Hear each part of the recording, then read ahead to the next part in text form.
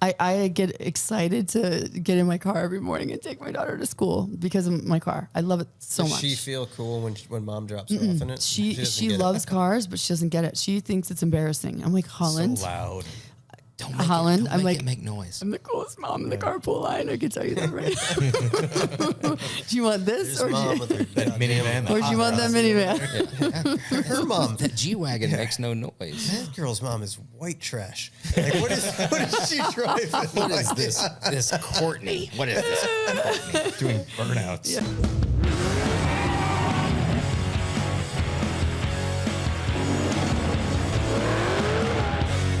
Welcome to Oil and Whiskey, an Ironclad original. I am Josh Henning. I'm Phil Gerber. I'm Jeremy Gerber.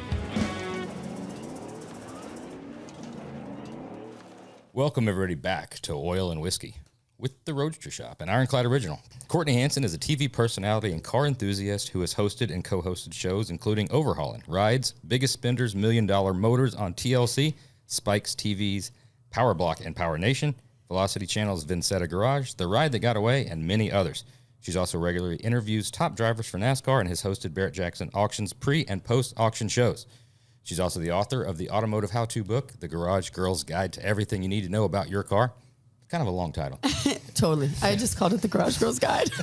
She recently launched an all-new MotorTrend series, Ride of Your Life with Courtney Hansen. You actually announced that to the world last podcast episode that you were on. You can learn more about her by visiting her website, CourtneyHansen.com, or following her on Instagram at Courtney_Hansen. Courtney Hansen, welcome to Oil and Whiskey.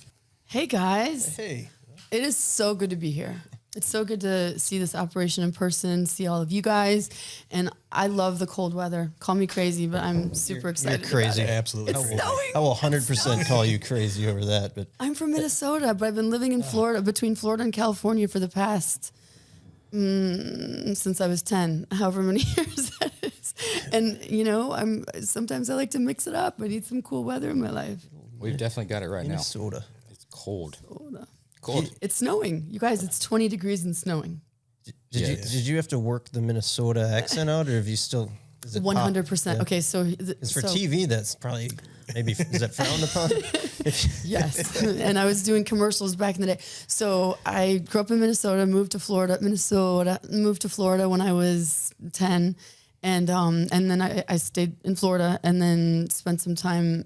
It was Naples, Miami, and then Chicago actually for a summer, and then I moved to California, and I've been between California and Florida ever since. But I went to Florida State, and I had a horrible Minnesota accent, like really, really thick as it gets. And just picture the movie Fargo and the way he was talking. And one day my boyfriend said to me, Courtney, it's not a bag, it's a bag. And he's like, her last name isn't Maglione, it's Maglione. And I started training my brain to think of it the right way and to speak correctly, I guess. And I killed my Minnesota accent. And then, yes, it probably made it better for doing commercials and eventually TV. So I don't know what the accent is now. I think it's You slip back into it every once in a while, get one word, catches you off guard. maybe if I've had too much tequila or when I'm hanging out with Minnesota friends, it happens. That's when it gets you. Josh is from Alabama. He's been up here a long time, so it's kind of like faded. But you get him around some Alabamans, and it comes out thick. We have them on. You sound like Boone. You start sounding like Boonehauer there. The peanut butter in the roof of your mouth, man. It'll come back. Let's hear it. I can. I'm sure it'll come out tonight. We have a couple of Alabama guys on the show on Ride of Your Life. Yeah, I know Will's from up there. And Jackson. Okay. Jackson Kahn.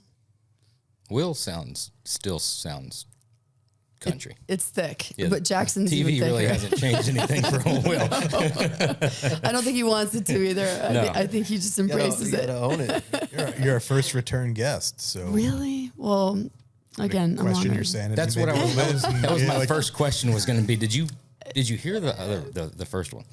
I did. And I actually loved it. And I have to say, I'm so sorry. I feel really badly that I didn't properly promote it and get it out there. It was in conjunction with finishing the last episodes of my show editing like crazy day and night and through the night.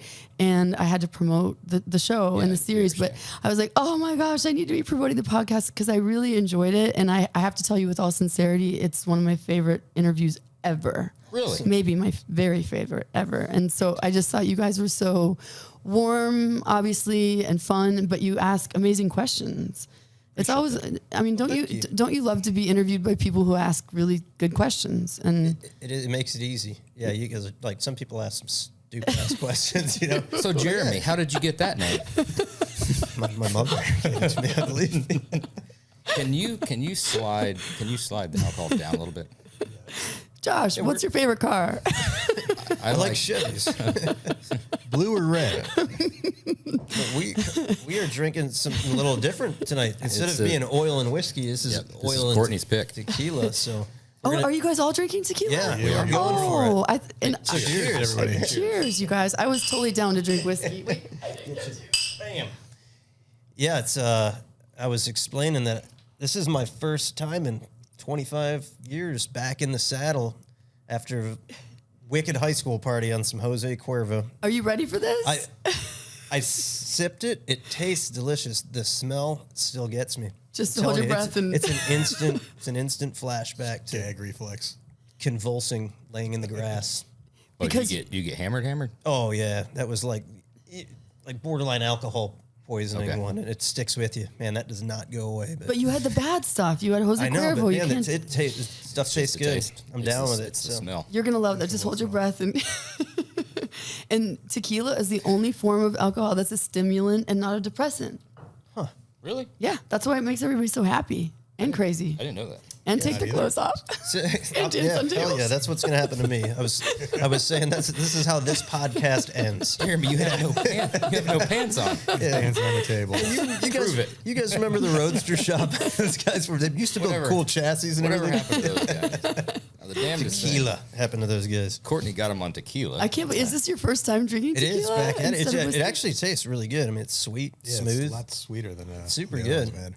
I just I gotta, told you I you'd just love gotta it. push through the funky smell. There's absolutely no burn to it whatsoever. You could get really. Hammered. Yeah. Yeah. You could get How does jacked this up. How does this compare as far as getting you shit faced in comparison to bourbon? I mean, from a proof standpoint, We'll find is it- out. If you just sip it, like I sip it throughout the night, and if you don't drink too much and don't take shots, it's the best buzz. It's a happy, good feeling, and then you're not hungover. You just can't mix. You can't mix it with anything else. You just have to stick with this tequila, top shelf, and you'll feel great tomorrow. That's always the problem at SEMA is the mixing is because it's always like right when the show's over, let's grab a couple cold beers because that's just easiest thing to grab, and then it's probably need to get dinner while we're waiting on our reservations. Let's have a couple whiskeys. It's dinner. We might as well get some wine. Wine.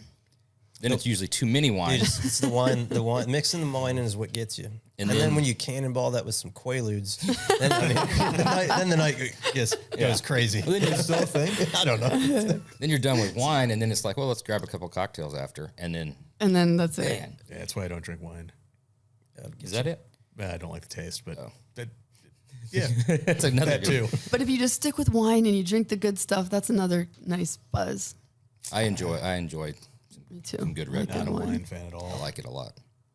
Brian Fuller and I had dinner the first night, like before SEMA started. So Monday night, we had dinner at SEMA. We went to an amazing restaurant, Milos, the Greek spot. I love it. I look forward to it all year long. And he was like, all right, we're pros, right? We can't drink tonight. We've got to take it easy. No drinking. Let's just have dinner, get some good food. We sit down. We're like, let's have a martini. And then he's like, should we get a bottle of wine? Might as well. Mixing it all up, doing exactly what you just That said. reminds me, there's a Brian Fuller story I think that needs to be told. Tell it. This will be Well, so You're an enabler. after seeing that Instagram post he had with the Viper chair, Yeah. I don't think he has any shame. I think he'd He be has zero perfectly shame. fine. What, I didn't see it. he does. You haven't seen the Viper chair? It was something at SEMA. Let me see No. if I We can should pull bring it this up. up. I because didn't see it. I didn't see This it. is pretty cool. This is How did I miss it? It's actually pretty damn funny. I mean, I was entertained by it.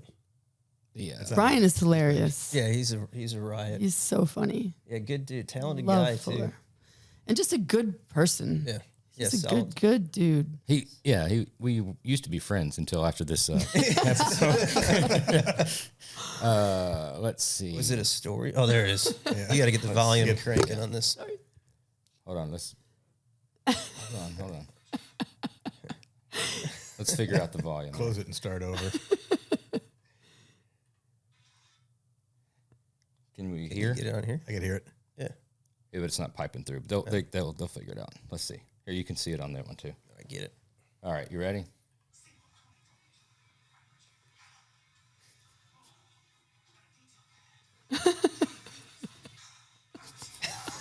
Oh my God.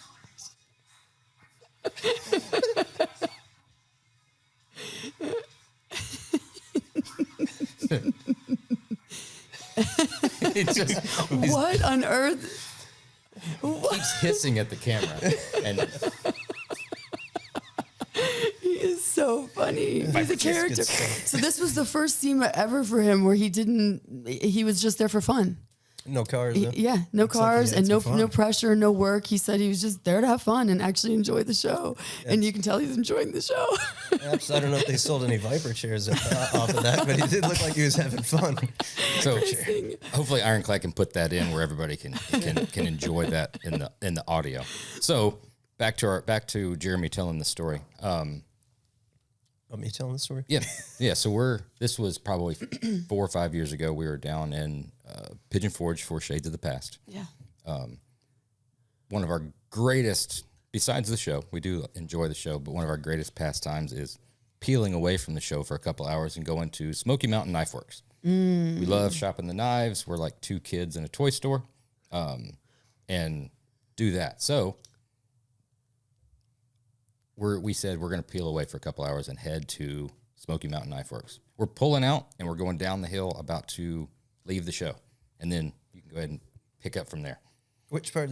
There's a part of that story that I don't need to know if it should be told. Oh yeah, you can tell it. You can tell it the Tell correct it. way. Tell it.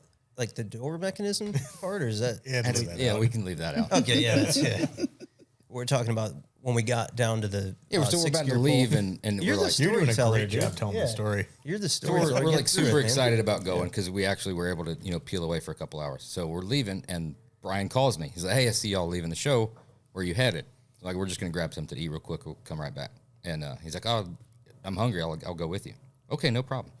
So it's kind of like, love Brian to death, great dude. We're also like, we're going to the knife store. Like, we Yeah. want to go shop knives, right? Yeah.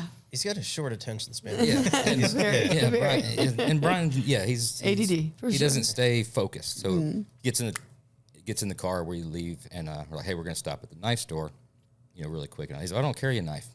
I'm like, "That's fine. We're going shopping for knives. You don't have to shop, but we're going shopping for knives."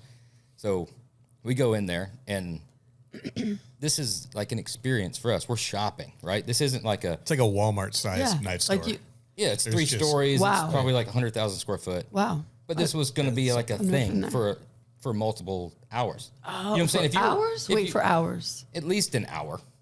But like it could be hours that you're knife could be shopping. It very well Right. could be. If yeah. you're Wow. going shopping You wanna for shoes sample and them, you're you going to wanna- go to the mall, you don't want to be rushed, right?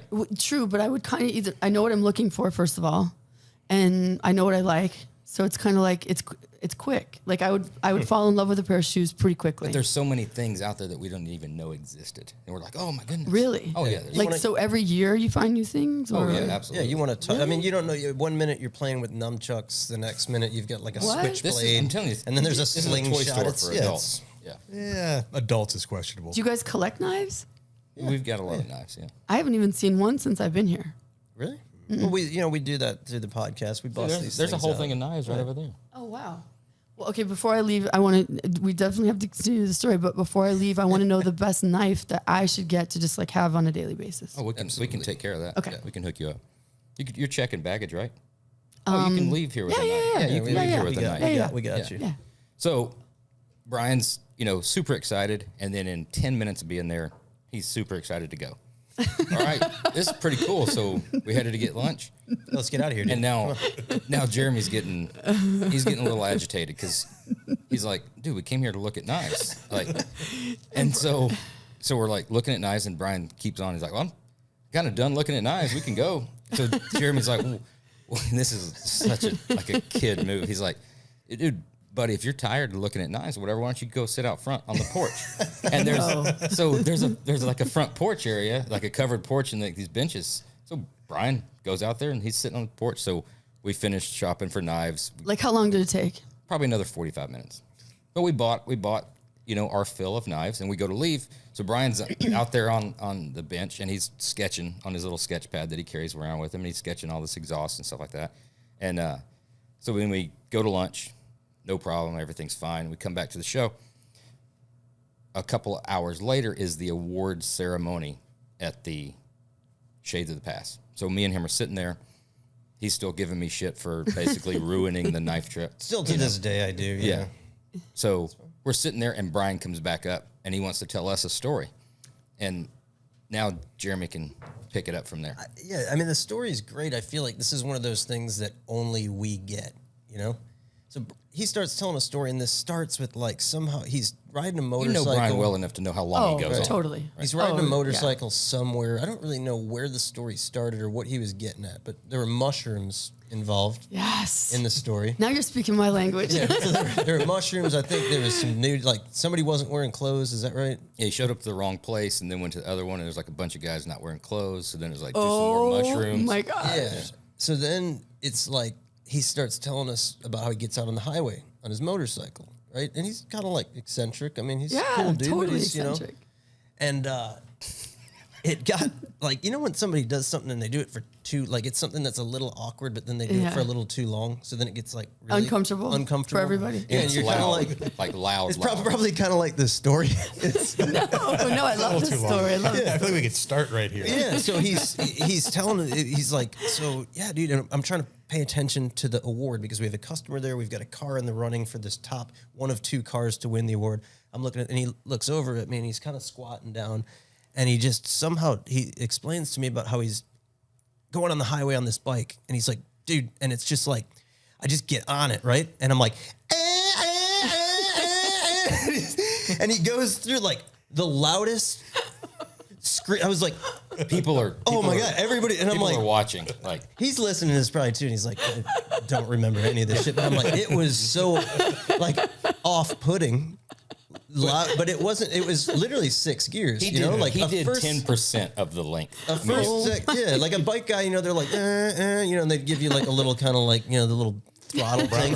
It was a 6-gear pull. We went 1 to 7,000 RPMs in every Bang gear. the rev limiter every gear.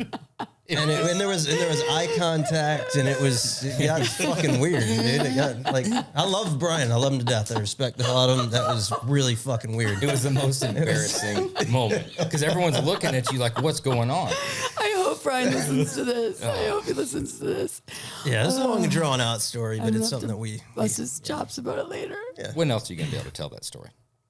So last time you were on, you dropped it to the world about the ride of your life. Yes. So you filmed some episodes. They're out there. There's 9, 10, 11, 12 of them, something like that? Well, we shot a total of 12. So we built 12 cars and trucks throughout the season. 8 of them have aired so far, and they're rating really awesomely on MotorTrend. It's doing great in MotorTrend prime time, and they're rerunning those episodes like crazy. So that makes me happy. And we have 4 more coming in the new year. So we basically just needed a break to finish editing. And as of today, the editing is done. And I was a big part of the story producing. So I wasn't pushing buttons editing, but I was giving editing notes. And it was day and night and often through the night. Last night I didn't get to sleep until, it was about 4 a.m. that I finally got to sleep. And then I had to wake up 2 hours later, take my daughter to school, and then fly to Chicago. That's the things that you want to tell people when you run into them, and they're like, "Oh, must be nice, a TV show, all that." Yeah. Oh yeah. Oh my God. Yeah, let me tell you about how cool it is to be on a TV show at 4 a.m. editing. I said it before, and I'll say it again. There's one thing that I will say about myself and take it to the grave. I work my ass off. And it's takes. a lot of work. It's hard, and it is not glamorous. Well, I know you talked about, that was probably one of the hardest things you did was getting that show from concept to it's on. You know, that was years. You had It was tough. pandemic to work through. You had all kinds of stuff. So now that first episode, it goes live. I'm sure you're watching it. What is that moment like to know that this is? I mean, you've obviously been around TV forever, but working that hard, that long on something that was yours. Yeah, it was definitely gratifying, and for sure it's a team effort, but it was really hard to make this happen during a global pandemic and just everything that went with that. So the biggest thing that happened at the onset was lost sponsorship dollars. And so I thought the entire project was funded, and it's a long story, but originally we were going to do a pilot, and then potentially we had the rest funded, but we were going to attempt to sell it to a network. And then everything blew up with the pandemic, and we lost a lot of money in sponsor dollars, but I just kept it going and found the resources to keep it going. And a lot of that was my own, my own life savings. And so you're investing in yourself. Yes. And it meant not taking a paycheck for 2.5 years. And that's just part of the deal, but making sure everybody else was taken care of. And then we had a lot of parts weren't available because of the pandemic. A lot of things were back ordered. We had to shift gears a lot. We had a lot of shutdowns because people were getting sick. It was one after another getting sick. So it was just really, really tough, but we made it through. So seeing that first episode, I was sitting with, we actually had, we had a premiere party, and I wasn't going to do anything for the premiere. And my husband has a business, works with a lot of amazing women. And one of his managers said to me, like, wait, you're not going to do anything for the premiere of your show that you've worked so hard for? I'm like, I don't have time to plan anything. And she's like, I'll tell you what, I'm going to plan it. Whether you like it or not, I'm going to plan it. And then she got this man, Wilfredo is his name, in Naples. He's an interior designer, and he has a magazine. And he's an eccentric, amazing, he's one of a kind. And he actually took over, and he planned this event at a theater in Naples that was off the charts. It was mind-blowing what he did. The lights and the music and the entertainment, and we rented out the theater, and we had a sold-out venue. We had to bring in folding chairs for people because all the seats were filled, and it was just like, it was surreal to see it on the screen and to like have my loved ones around me, and I think I cried. I mean, it was just crazy to see it come to fruition. So in that moment, are you able to live in the moment and enjoy it and take the breath, or the whole time are you thinking, well, next one, that could be a little bit better, and this could be tweaked, and I should do more of this or less of this, and these guys are doing 100% what you just said, the second thing you said. The whole time I was like, I was so tired there. Oh, I know I was just getting over COVID there. Oh my gosh, I didn't even brush my hair that day. Like, man, we should have done this differently. I can't believe I said that. Yeah, the whole time. It's got to be a lot like, I mean, the car industry where you go out to SEMA, you thrash on something, you're building a car for years, and you bring it out there, you win something, you're in the moment for a minute, and then you're out of it. Yeah. It's just thinking about the next car. What am I going to do different on the next one? It's such a curse because you can never really just... Is it just our industry only? Because everybody we've talked to, for the most part, has the same. I mean, honestly, it's a creative thing. Anybody that's creative, I feel like it's anybody that's creative and anybody that's had any sort of success. Because, I mean, who's successful that's just like, yep, did that, and that was perfect. Nailed Look at us, it. stick Yeah, with exactly. it, and I feel really good about it. You know, Foose, maybe? I don't know. I mean, Foose still works his think ass off. He works his ass off for sure. But I still think he's critical of everything. He's got to be to do stuff at the level that if he you're does not it. critical of your own stuff and constantly trying to get better, where is the drive from then? Yeah, that's true. That's true. And you're always trying to perfect the Ring brothers have said that. Troy Ladd has said that. Yeah. And so, but looking at the show, as far as everybody else on it, like I love everybody on it, and I love the editing, and I love the storytelling, and I love the cars. Because I didn't design the cars, and I help where I can, but I'm not, Will Posey designed the cars and our team built them, but so all of that made me super happy seeing everybody else and what they did to make that come alive. But I just critique myself like crazy, and it can always be better. So season 2, season 2, make it better than season 1. And even these last 4 episodes, the reason that they went through so many edits and I pulled all these sleepless nights is because it's like, we have to make this better. We have to make this better. Bring in more of that. Bring in more humor, but not too much. But then now we have to bring the heart in and more of this person and what. Yeah. You did a lot of really good heartfelt stories, and everything was a good cause and a good story and a good, everything was very happy. What's the one that, if you had to pick one, what grabbed you the hardest? That's a good question. It would be the I thought about this, the Roadrunner. So we built, each story is so special, and each family, each recipient has their own unique story, and they were all magical in their own ways. And that's why I picked them, because we had a ton of submissions. And by the way, on this note, go ahead and submit stories for season 2. We're accepting them, and they're coming in like crazy at royalgarage.com or rideofyourlifetv.com. They go to the same place. People are also submitting them on social media. That's cool too. But we carefully chose the stories. And then, of course, we wanted to build certain cars, and we can't do all Camaros or all Fords or all. So we tried to diversify the builds and then get different unique stories. But the one that tugged at my heart the most was the Roadrunner. It's a convertible, right? Mm-hmm. It's a 1 of 69 Roadrunner, the only one ever built in petty blue. And it was a Navy veteran and his son who's autistic and battling leukemia. I watched the episode. No, and it just touches my heart. It's crazy that episode aired the same night my wife was cutting a bunch of onions. And I was like, oh my gosh, this is wild. Like Strong onions. That one there, I'm be honest with you, podcast or not, that one They'll get you. It'll rip your fucking heart out. It totally does. And so like imagine living it, like it gives me chills. And Luke has been a friend of mine, and like I've watched his journey with leukemia. He's battling it like a warrior. He's getting through it. He's healthy right now, and he will be forever. But so that was the car that they had to. They had this 1 of 1 car, and I mean, it's so valuable even when it's not built to be what it is now. And they had to sell it to pay for medical bills. And then this wonderful community of people, Phil Painter, Steve Hinckley, a group of amazing guys that don't even want to be named, but I'm naming them.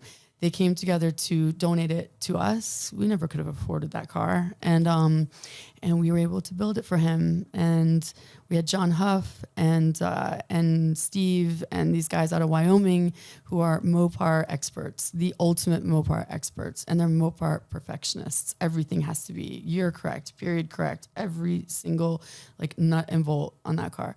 And they collaborated with our team to build that car. And it's unlike anything any build I've ever been a part of. It's incredible. Well, the one thing that you can't fake, you've been in show business, you've been in specifically the emotion, the automotive, and you can't fake pure joy. No. And that was pure joy. And we get so jaded in our side of the industry and your side of the industry, you see it all the time, and there's you got to turn it on and you got to turn it off, and then dealing with customers and dealing with vendors and all the other stuff, and there's very, at the end of the day, there's very limited times where you see pure, not fake joy. Totally. Yeah, you could definitely tell the difference, like from a MTV Rides episode when the car is revealed compared to blender. I got a fish tank and a chandelier in my car.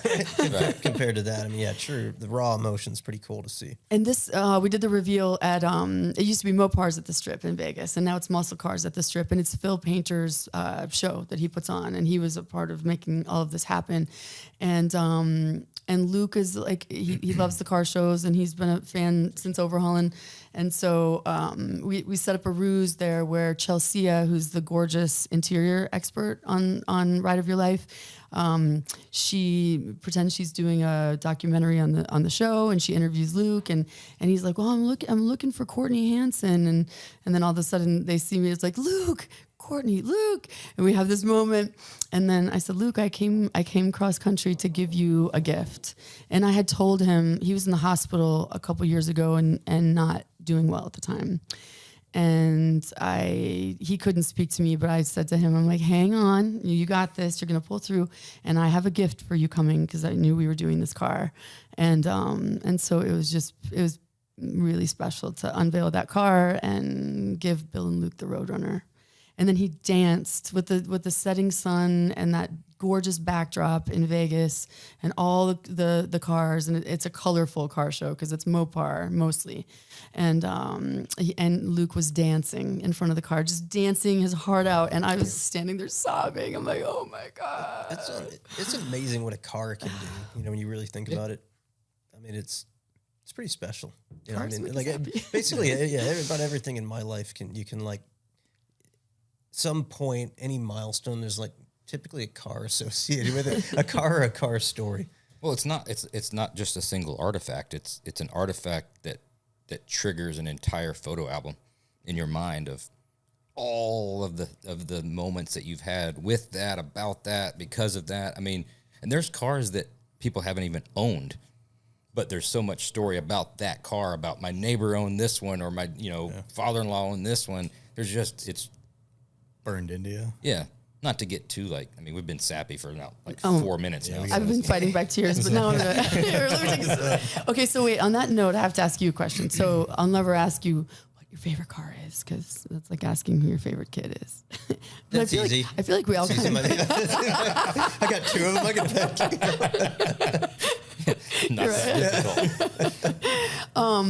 Like, if you had to just, without thinking too hard, what's the car that has the most like special memories to you that immediately comes to mind? It's easy for me to come up with. It's just the worst possible vehicle. Say it. It's 1976 Ford F-100 long bed.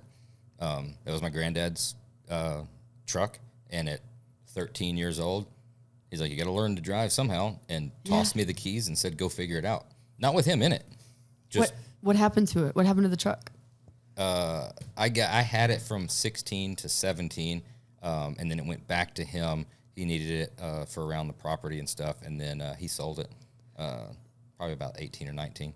Are you gonna get one back at some point? One day. It was light doo-doo brown and dark doo-doo brown, and it was a long bed, and I'd probably do a short bed, but one day, that'll be the thing. It's just, Yeah, you've time. got something pulled up, you want to be funny, and I tried to tell a sweet dude, story. No, this is a sweet story, dude.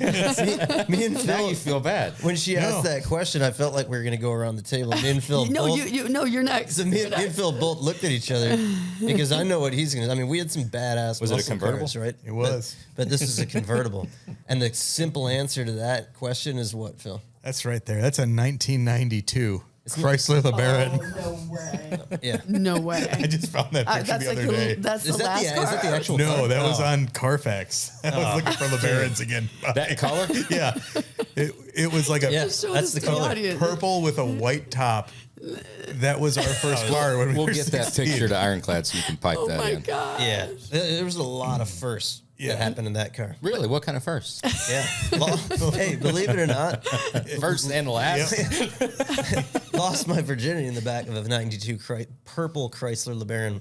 What? How about that? Are you serious? First time I jumped a car, 92 Chrysler LeBaron. That's pretty awesome. First time I put a car up on its side, First lawn job. 92 Chrysler LeBaron. Do dudes usually say that first time I'd lost my virginity? This guy does. I mean, So did the other guy. yeah. That's hurtful. Yeah, that was. I didn't go there, and I fucking hate you guys. So what happened to that car? Man, Good couple of everything stories with happened to that that one. car. Everything happened to it, and then it went down in a blaze of glory. But then it got brought back. It did. Yeah. So my dad owned a bunch of body shops, and that was like I think it was a theft recovery that they left there. So he kept telling us, we got this car. It's a convertible. Yeah, they got a mechanics lien on it. They fixed it up. It's like, I'm going to give it to you guys. So you have your first car. And then he pulls in with this purple Chrysler LeBaron with a white convertible top. And we're just like, What? yeah. But you had fun with it. We had a blast hell with yeah, it. we did. It's the best e-brake ever. You can one-hand drift that thing, parallel park it going 40 miles an hour on a snowy street this way, on that side of the road in between two cars. Yeah, so on a day like today when it's snowing and it's freezing cold, me and like three buddies, we'd have helmets on, top down, just tearing through the neighborhood, drifting this thing. Oh my I gosh. mean, God, we have a lot of fun in that car. Well, that's the cool thing about having a car like that that's not valuable. You can really beat up on it yeah. and have fun with it and not worry about it. Yep. Would you ever want to get it back? Not that one. Yeah. But one like it. Like I've fabricated for long enough to know how metal fatigues. So when you bend a car like this, Multiple and then you times. bend it back multiple times, just like right in breaks, the middle, basically. eventually it's gonna fatigue and break. But you'll both have. Oh, 100% I'll have one. LeBarons. Dude, I was literally just Again. talking to the guys before. They were talking about some winter beaters. You know, a lot of people in Chicagoland area get winter beaters. Dude, I am searching for a 91, 92. I don't like the pre-91 because it's got like the digital display. Right. And it just You doesn't gotta get have the hideaway Yeah, it headlights. just doesn't have the style. I mean, that's a hell of a good looking car.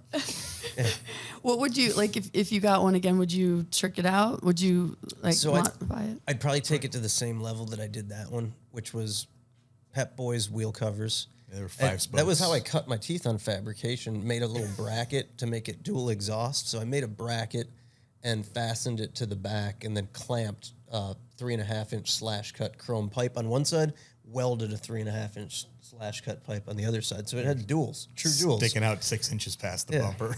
Yeah, tell me how badass It's that is. super badass. What's It wasn't to crazy- be cool. It was purely as a joke. What's crazy is at that point in time, we didn't know each other, obviously. We've known each other for 15 years now, but I remember them telling that story. And my first girlfriend, real girlfriend, she had a LeBaron, a convertible LeBaron as well. And that was my first under the shirt, over the bra. That's funny how that happens. Yeah. You were wearing some Abercrombie cargos too. Oh yeah, yellow Abercrombie cargos with the stripes outside, some shell toes. Oh man, I had the frosted tips. Yeah, We looked pretty similar. we were getting after it. Yeah, yeah, the glory days. yeah. In Alabama? No, this was in Atlanta Oh, this is in Atlanta. or Norcross. Yeah, Okay. Everybody in our- Snellville to be. Everybody in our high school had Chrysler LeBarons, so we would have like organized Chrysler You LeBaron did? drag racing in the parking lot Oh afterwards. yeah, that was the era of like everybody had either a Jeep Grand Cherokee or a Chrysler LeBaron, and I knew my way around the LeBaron. I was doing like body work and like pretty mechanically savvy at the You were a time. LeBaron enthusiast. Well, yeah, you could say that. But a friend of mine, girlfriend of mine, she had one. And back in the day, remember you used to put weed in the film yeah, film canisters, the cans, little yeah. I don't know what you call them, but Cassette, yeah. yes. And she dropped it down in the center console. You know, it was like an eighth. Oh, you mean the film? Yeah, Yeah, the little black one, the gray So- top. Yeah. So I remember I Put in a camera. Yeah, just pulled the whole center console apart and tore the car down to get that out. But yeah, I know my way around a LeBaron. To spoon Wow. the fenders back over the door so you can get the doors open after jumping it and tacoing it. What car does that for you?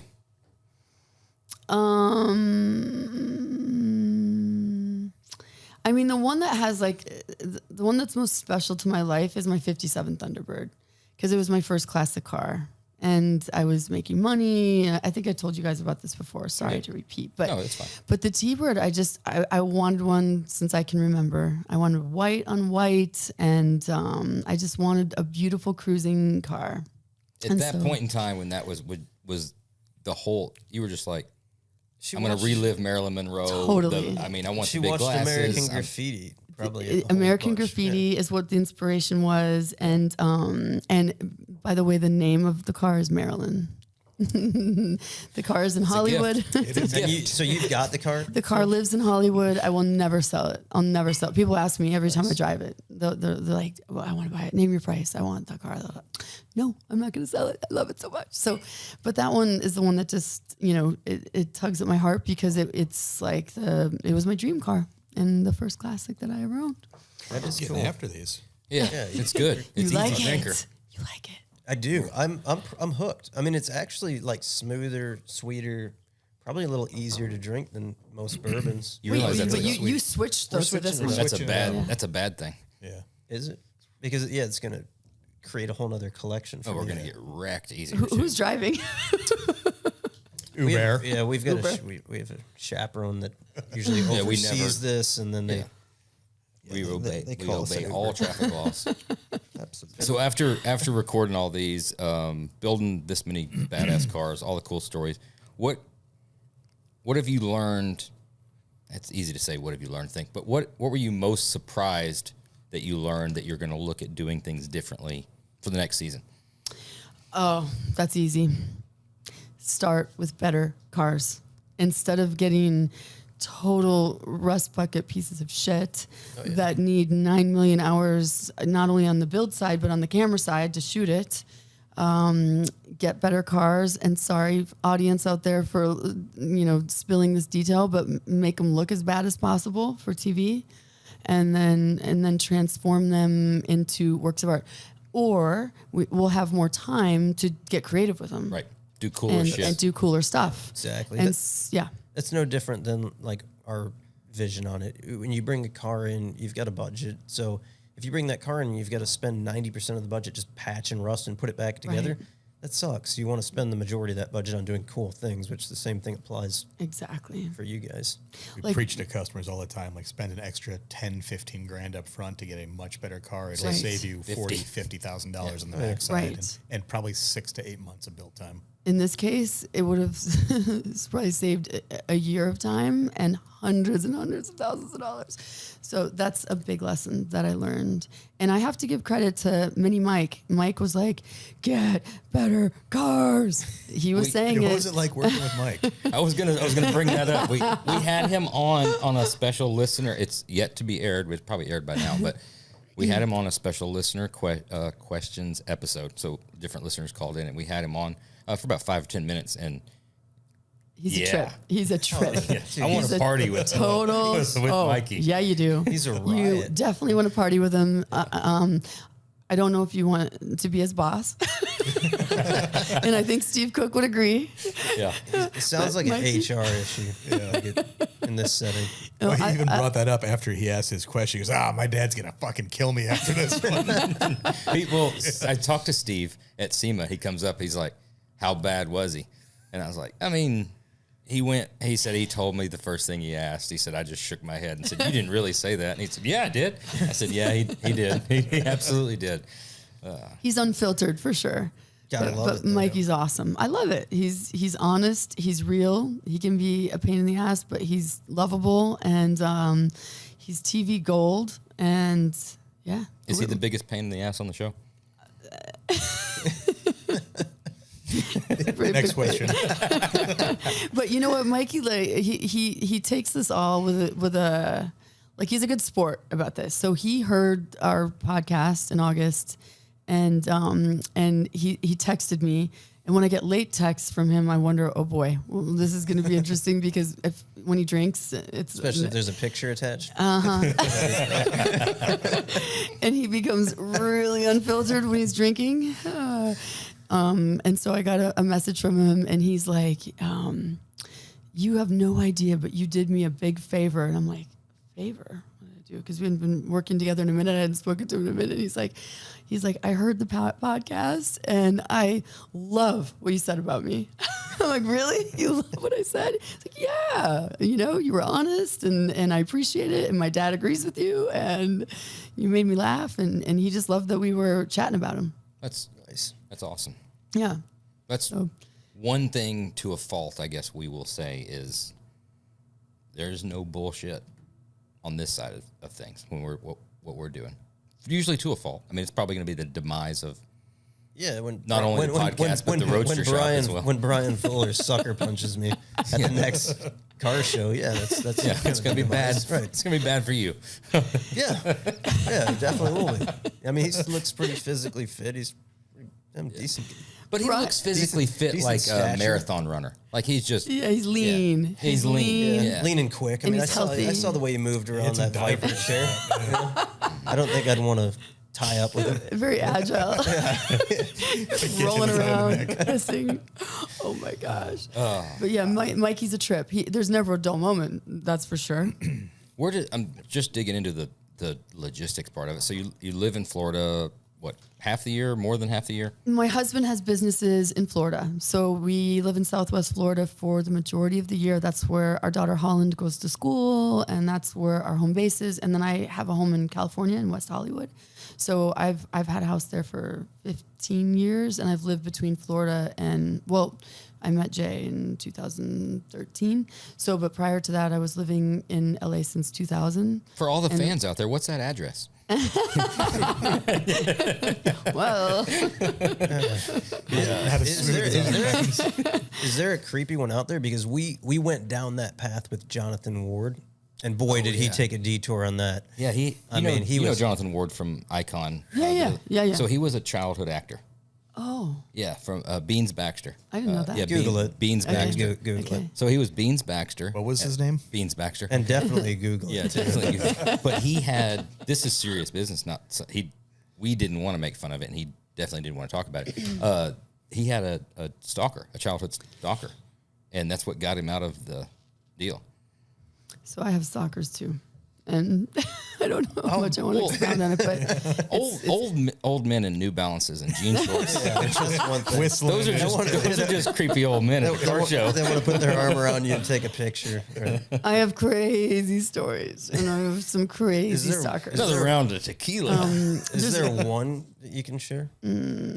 Okay. Non-stalker, just a man. weird, just a weirdo. Yeah, if there's no restraining order or anything, if you can. Well, I had a lesbian stalker. That's kind of an That's interesting cool. one. Yeah.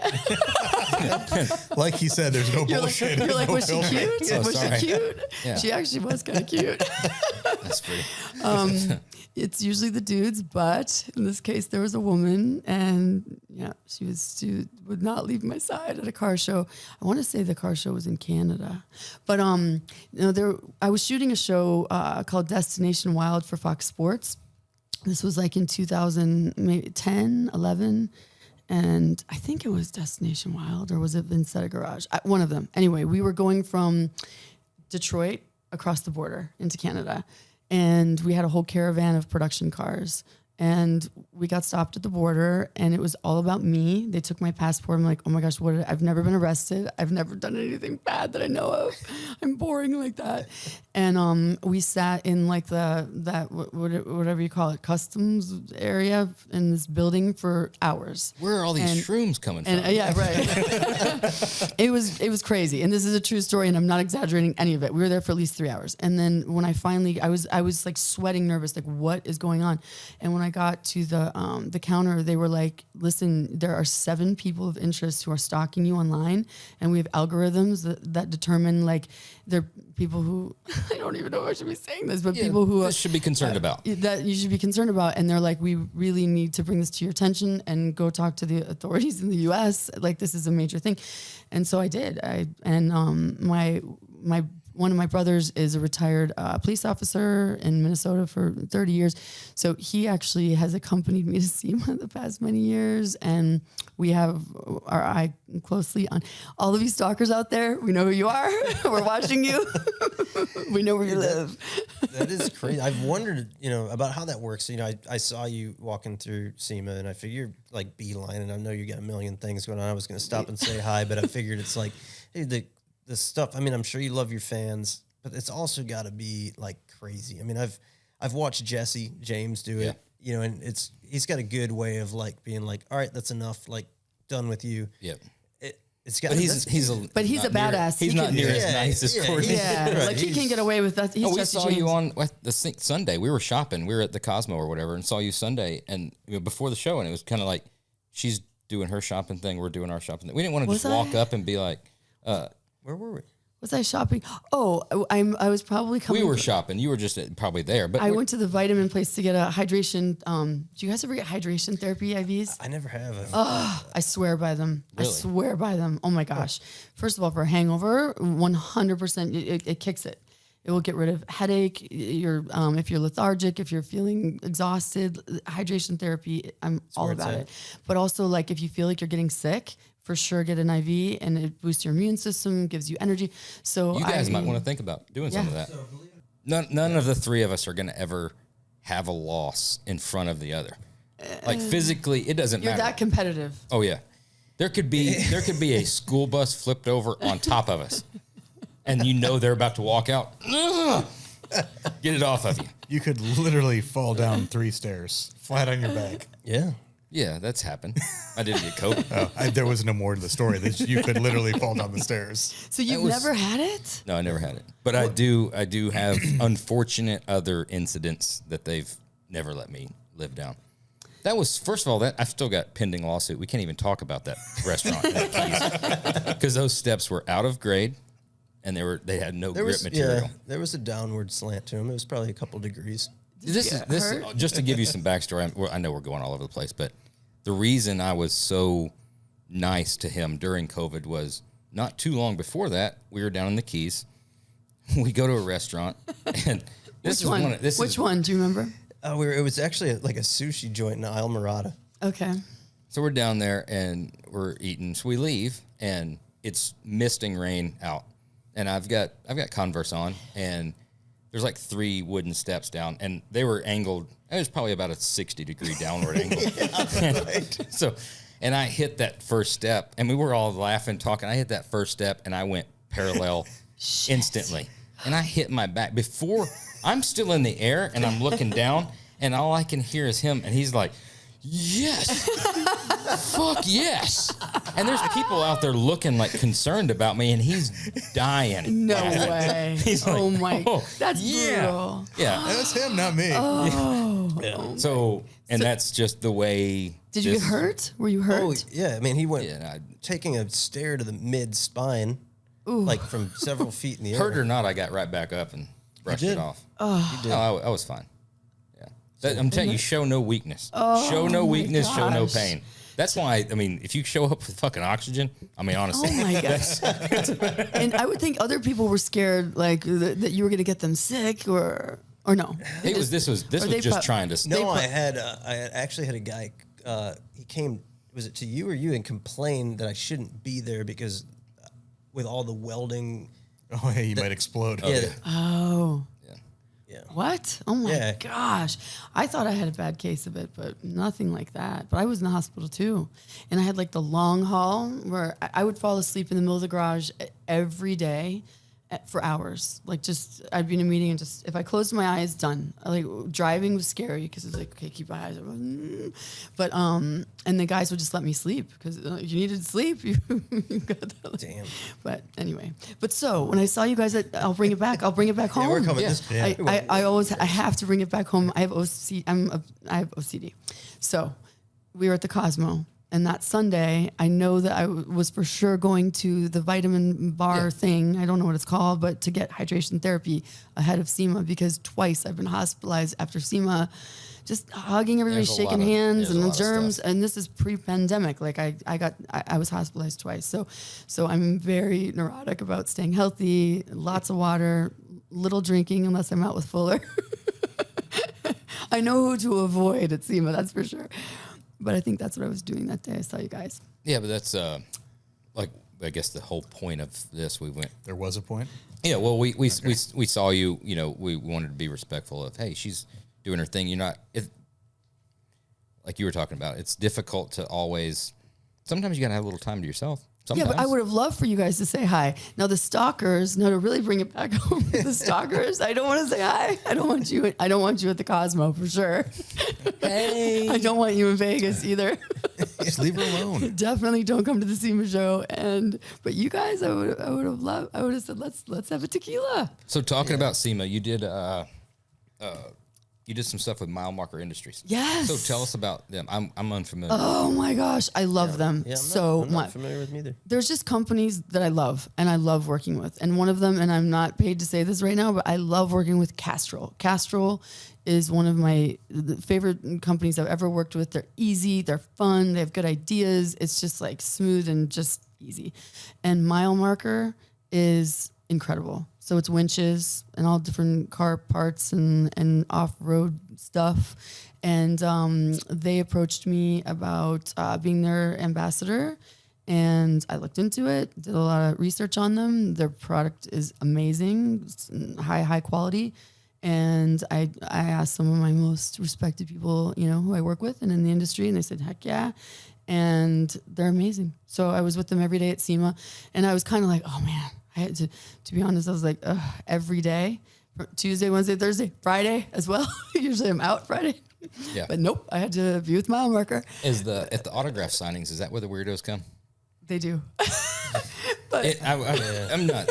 So if you're going to stand in line for that long. So you wonder about those about the auto, because you think obviously those guys are fucking weirdos, but believe it or not, we have an autographed picture that you autographed from way back. We did a Mr. Gasket truck. Oh.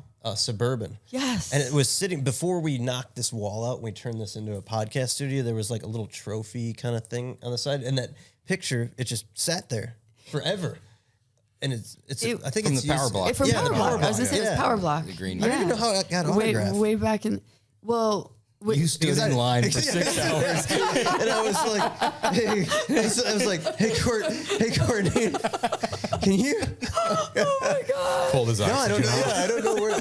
Honestly, I don't know where we got it from. That's funny. But yeah, think, Powerblock. Because I hadn't Right. met you until, honestly, the first time I ever met you was the last podcast. Yeah. This just came to me, and I know we're talking about stalkers and stuff. Who, if you had to guess, I'm gonna put 3 people out there. Okay. You've got Chip Foose, Chris Jacobs, and Courtney Hansen. Who do you think has the worst stalker story? I feel like Chip or Chris? Foose. I think because dude, I think car Foose guys- is too nice to. Yeah, I'm Foose telling you, is I bet nice, you but- Chris Jacobs has Yeah. a You think so? yeah, he's got probably a weird. There's something out there. One day we're gonna have to get him. I'm going to ask him. That. I'll ask him about his What would you think stalkers. between the 3 of you? Who do you think's got the weirdest? I think I have some pretty crazy ones. I don't even want to tell the worst ones because it's going to give people ideas. That's fine. If you think give if you ideas. think that you win, that's fine. I So you think I think- win. I really do. Yeah, I just don't want to give people So ideas. walk me through a scenario, Josh. Chris Jacobs. What Yeah. do you think? Yeah. Like, what do you think that stalker is? What are we looking at here? I think that. Because you're a I'm creative preface guy. this. There's a pretty good chance this gets edited out. Oh, Fire possibly. away. Yeah. Male or female? Male or female? It's female, Okay. but it's Female, really? Huh. It's completely not what you would think. This is in every other aspect of her life, she's got her shit together. She's a mother. She's a wife. This is her guilty pleasure. But she is something about Chris. Cranks her tractor. Well, there's a And lot she to love is- about Chris. And she has, she's shown up, she's spent one of her children's entire college savings on just travel to show To up meet at Chris. all of these places that Chris, I'm telling you, I wonder. It's probably something weird though. It's not his personality. It's not his face. It's like his hands. yeah, Like there's something about, Yeah, it's like and there's very few times they show his hands, but it's like a weird hand. we've got a gift. I'm telling you, See it. So Chris and I go way back to the beginning days of Overhaulin, and we dated. did you? Yeah. You and Chris dated? Yeah, we just kept it really on the down low. And Chip was like, "You guys, okay, do whatever you want, you're adults, but do not ruin this show." He's like, "Do not ruin this show. I see where this could go." And we just decided to be friends. We've been friends all these years. But yeah, we don't really talk. We don't talk about it much. But people ask me though. I got it a lot actually at this past team. Like, were you and Chris ever romantic? Yeah, That's a awesome. little bit. Chris is just such a nice guy, though. He The is. best. He And feels honestly, that's probably gonna be the that's his best. downfall. He's He's just probably- too nice. He's so Great nice. cuddler. Hardest worker. He's a good cuddler. 100%. small spoon or big spoon?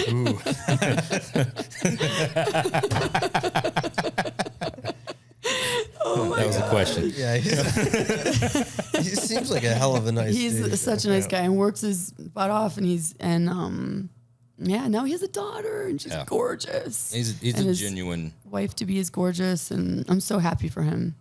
He's just like hit that stride where it's all like He's got to get out of California. going great. though. Where would he go? Come back home. He's from Chicago. He's from our hood. He's from Chicago. Right. Yeah. I'm telling you, you can Right in you can town see that oppressive California. It's You think it's holding stifling. him back? He needs to get out there and He's I know. You can tell it in the speech after you've been in California for so long. It just does something to you. You go there and you come back. it. You've got the polar opposite ends of the spectrum. Fucking California and Florida. If you take politics out of take politics out, take traffic out, and actually I know how to navigate around the smog traffic. out. Like Cost of living out. yeah, taxes. Homeless people out. taxes and politics, but Take I the love filth it. out. Oh, the weather's perfect, and then you have mountains, desert, beaches, Yeah, you get it all. shopping, city life. You've got, fashion, restaurants, all of it, everything. So it And sounds like perfect weather. you'd be in California year round. I mean, that's what I was doing. I don't know. Like the path led me here, and Florida's just not exciting. What does your daughter like better? She would probably say Florida. I mean, because she's killing it in soccer and she's loving her life there. But then we get out to California for the summers and she loves it there too. It's I think she would say like where she is her favorite. I get you. In the moment. Yeah, like she's in the moment about it. Are we having fun right But- now? Then I like this. Yeah, Right. exactly. Like she's loving Naples right now because she's a soccer star and can't get enough of it. Look at you guys, and this is killing it. I love all this tequila that's being. It's good. Which one do you like better? I'll be honest with you. I Can't can't tell a taste either. huge difference. No, I can No, taste I it. think the one in the fancy bottle's significantly better. It's I think it's so. so It's a- smooth. It's the Yeah, a lot smoothest. smoother, a lot sweeter. Which would you like? Yeah, I'll take the fancy bottle? Azul. So on the note about tequila, stalkers, and SEMA, my new favorite thing Yes. is when people bring me tequila at SEMA, and Really? and I get a lot of So bottles. it's a known thing that you're a tequila girl, huh? Yeah. And so I get a lot of bottles of. I love that you guys are drinking tequila. So I get a lot of bottles every Yeah, year, I'm a and fan. and we drink them. Like I'll find myself, I'm sitting in the Uber. I'm like, dang, this is taking a long time to get from point A to point B. I'm like, oh, I've got some tequila right here with me. Hell yeah. Well, so we have it's a sponsor, but not a sponsor. It just happens to be a great friend and a great customer of ours. And who is he, Josh? Oh, that's Dave Garfield from Garfield's Beverage Warehouse and Liquor Emporium. So Dave, I butchered his name, and so I do it on messes purpose with now. him. Dave's an awesome dude. He's a good friend. He lives in town here. He owns a bunch of liquor stores. He's got a chain of like high-end liquor stores. Nice. So it is like it's dangerous, Good guy to because- know. Great guy to know. Dangerous guy to On both ends, it's like, we feed each other's kind of like addictions between the cars and the liquor. So anything you need, Dave Garfield of Dave Garfield's Bed from Emporium. You can't tell me that it's not catchier. Yeah, it's And you built him a car? a number of Several. cars. Yeah, he actually ended up owning the Mr. Gasket Suburban. Oh. He's had some really cool stuff. He's a great dude. Yeah, solid guy. But yeah, anything, when you're looking for those oddball. If you're saying, hey, I'm trying to find this tequila, it's limited, let us know. Is tequila hard to find? Like bourbon, that's allocated. You can't get stuff. You're searching everywhere. I feel like you can always find like a good, like a Patron Silver or Don Julio Blanc or whatever. How does that compare to this? So it's like the Coca-Cola of tequila. So, if you get a Patron or Don Julio, you're not going to have a bad hangover. It's not like drinking Jose Cuervo, but it's not as smooth and amazing as Clase Azul or one of the really high top shelf, but it's like a good, like I like Patron. I order Patron. In Vegas I was drinking Patron if they don't have something better, but I do like to find those unique bottles that you can't get everywhere. And I used to have a tequila collection that it was awesome. I had like a whole collection of unique rare tequilas. And then drank them all. And then drank them all. Right. And some of them came from Mexico and What drank them all. How about all the celebrity? It seems like everybody who's badass has their own tequila. Like you got Yeah. George Strait, Kevin Michael Jordan, Hart. Kevin Hart, Dwayne Johnson, Kevin Hart. Yeah. They George did it. Strait. They did it in the George Strait, in yeah. Entourage. That was the big thing. Are any of those? Entourage. Have you tried any of those? I don't want to say, No? but I don't. They're not really. There's not a tequila that really blows me away out of the ones you just mentioned. Gotcha.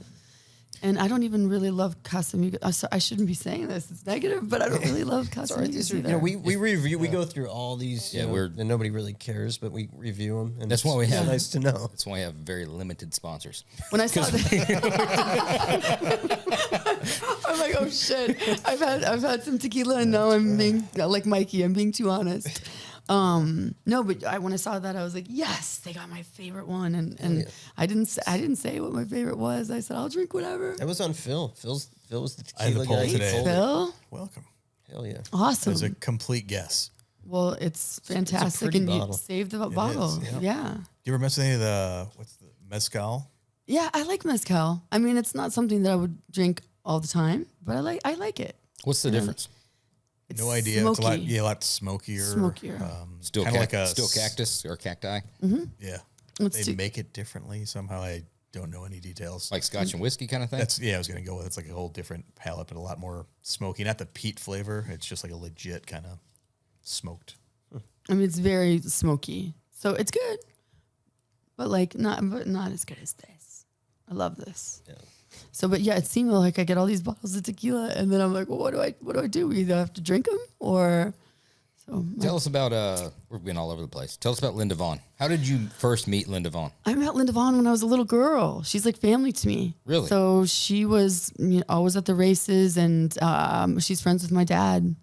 My dad's her older because my dad was married to a woman before my mom. So my dad and Linda are the same age, and my dad's still living, doing great, and just sent me a picture. I'm like, oh, he looks so good. But my dad was just like, oh my God, Linda Vaughn is the most gorgeous woman ever. And I just remember as a little girl just being enamored with her and thinking it was so cool that a woman was loving cars and motorsports. And I looked at her as, I could tell then, like, she's special. Like she's a pioneer in paving the way for women in motorsports and in her own unique way. Is anybody working? Is she working on a book? She has a book. Is there? She has a book, and it's awesome. She has a coffee table book, so it's pictures and stories, and it's really good. I want her to do like the dirt. podcast. So I have the dirt, and I can't.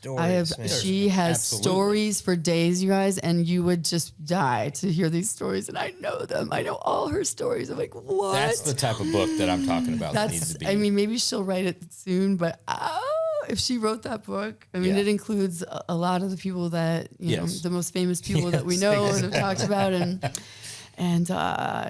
I'm sure many people have asked her to do it, but she's that's got to be, that would be an amazing read. We got to meet her at again, I keep talking about this Mr. Gasket Suburban. We unveiled it, and they had that cool little, like, private party through Mr. Gasket at some casino or something, right? Yeah, outside of Vegas. Yeah, so Linda Vaughn was there, and Phil and I got to, like, fulfill one of our father's, like, fantasies, I guess you could say. He's no longer with us, but he was 64 or something at the time. Yeah. And there's Linda Vaughn, and there's my dad, and at that particular SEMA, my mom was also there.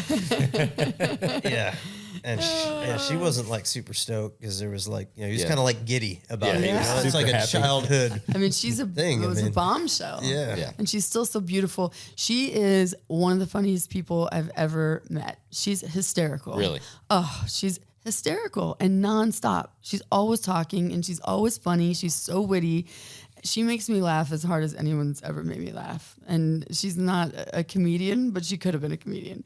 And her stories just, I'm constantly laughing. Like, if I'm ever in a bad mood, just call Linda and she'll have me laughing. We do appearances together, and we used to do them a lot for Chevrolet, and we would do them throughout the US and Canada. And it was cool because she had an older generation, I had the younger generation, and there was crossover. And I mean, we got some solid lines going on, like at Autorama, Detroit. We had to cut the line. It was like wrapped. But part of it is that we want to talk to everybody. We both love to talk to everybody. It's not just like, here, let me sign this, and like, we want to hear about people's stories. Hey, Courtney, I got you some tequila. Take a sip. Never mind that. Take a sip. I welcome that all day long. No, drink it. Drink it right now. Drink it right now. Ain't nothing weird. Nothing weird or nothing. Oh man, but we have a blast. She's awesome, and she's an icon, and she came to my wedding. She came to our wedding in Italy, awesome. And I was so happy that she came because she wasn't feeling 100%, and it was hot in July in Italy. But she came and she gave a speech there was no planned speech for her. But she wasn't really, like, loving the toast that people were giving. People were drunk and rambling and, like, weren't getting to the point, and they were going on for too long. And so Linda just grabs the mic and gives a speech that was one of the best speeches I've ever heard. And she just got to the point. She made everybody laugh. And after that, everyone's like, who the heck was that? Because a lot of people in my life don't know who Linda Vaughn is. Right. Only a handful of people there knew who she was. So they were like, wow, that woman is dynamic. She's amazing. I want to know her. And yeah, she's incredible. It's interesting you say that, bringing that up. like you said, most people in your life don't know who Linda Vaughn is. So you got two sides. You got your personal life and you've got your professional life. Yeah, that one like kind of rang a bell. The wheels are turning. So go. We talk about that all the time. We talk about our wives. You know, you got to meet this couple, and you know this husband. He's super into cars, and like probably not. You know, that's it's difficult. I mean, we're all into different things. Obviously, it's not just all cars or nothing. It's just mostly cars. But it's mostly cars, and that's Whiskey. A whiskey. little bit. Little boats, guns, knives. That's about it. Nice. I mean, don't forget I'm knives. sure you've had to do that on whether it's your daughter's soccer parties or your husband's parties, and so there's people in the whole time you're kind of like, these people have no idea like what I do or any. I mean, it's different. It's different. It's like it's a whole nother world, and then you step out of it, and it's like, oh my gosh, they have no idea. They have no idea. And just like the preconceived notions that people have and the ideas that it's all glamour, and they just don't understand how hard you have to work, or like the fact that you have to pay your dues over all these years. And it's funny too how some people, they have so vastly different ideas of what it is, like what you're doing for a profession, and then the level of success, completely opposite. It's so you're still playing with the cars and stuff like that. And then the others is kind of like, oh man, so it's like kind of like Dave Kindig and Chip Foose on the TV show. Yeah, I'd say we're always just compared to like a certain TV It's show. like just like the easiest thing is say just like that. Right. Yeah, everything you've seen exactly like that. Exactly like that. Yeah. Oh man, that's cool. Have you ever met Chip? You even look like him. Fuck you. I mean, it's a Richard Rollins. You get any of that? there's a little No. Well, 100%. He's such a good friend of mine that no, I think you guys look totally different. What? Okay. Why? Because they have like similar beards. Like, there's We gotta get some pictures. They're we've got dead some on. pictures. Richard's a good looking dude. He's a good-looking dude. For 65 years old. He's 65. no, He's older than me. he's not. No way. I know. I'm just fucking with him. I'm fucking with Richard. I was going to say his wife is older than him. This is what I love. She's older than him, wealthier than him. His and wife's like a she's fucking a smoking. bombshell. Oh, yeah, she's a bombshell. Yeah. Total Right. bombshell. She's But you hot. know and she's so nice. That I love her. It flipped the script for him completely opposite of what he's ever. Yeah, I'll take the trash out. I said, fucking take the trash out now. It's Sunday. It's trash day. Trash monkey. Damn it, Richard. Yeah, I think he finally met his match with Katerina for sure. Yeah. But she's awesome. She's a sweetheart. But yeah, like a lot of the people that I hang with day to day don't understand what I do or any of it, or they think they do, but they don't. So you guys experience that too, Yeah, Constantly. it's difficult. like even in family, right? Like family members don't even get it, and Yeah, so I had, my wife's grandpa. He is a dickhead. He's no longer with us. bless his soul. God bless his soul. Right. To speak ill of the dead. Yes. So this guy, he used to say all the time, he'd like basically say like, when are you going to get a real job? Yeah. And he was very concerned. He would express that concern that I'm not going to be able to take care of his daughter doing the shit that I'm doing, and every time it'd be like, every conversation was so when are you going out of business and when are you going to get a job? I've dealt with the exact same thing. I'm from a very Bible. My dad's a preacher. His dad was a preacher. His brother's a preacher. I mean, it's very. That was the path. Go to Bible college, become a preacher. So this whole world is it might as well have two heads, and it's always been that way. It'll be that way when I go back for Thanksgiving. So you're still playing with the cars and stuff? And I'm looking at It's never but really didn't- looked at as haven't like you been without a fucking job for 6 months? Yeah. You haven't done shit. And It's so insulting. yeah. It's so insulting and frustrating. Did you ever think about being a preacher? Oh, I went to 1 year Bible college. And then, Oh, they said don't come back. and so what, like, how did you, I don't know your whole story. Like, how did you then get involved with? So I was in Atlanta then, or North Georgia. I A little bit of prison time. Did not want to go to college, and I made a promise to my dad. My dad said, "You can do whatever you want to the rest of your life. You can make all the bad decisions you want to make." He said, "Do this for me." So it was his alma mater. It's where him and my mother met. They both went there. He was the president of the alumni association at that college. He said, "You're going at least 1 year." So I went 1 year. I remember coming in towards the end of the second semester, and I had to go to the dean's office, and I walked in there, and dean's at one end of the table, and my dad's on the other end of the table, and then like student council something there.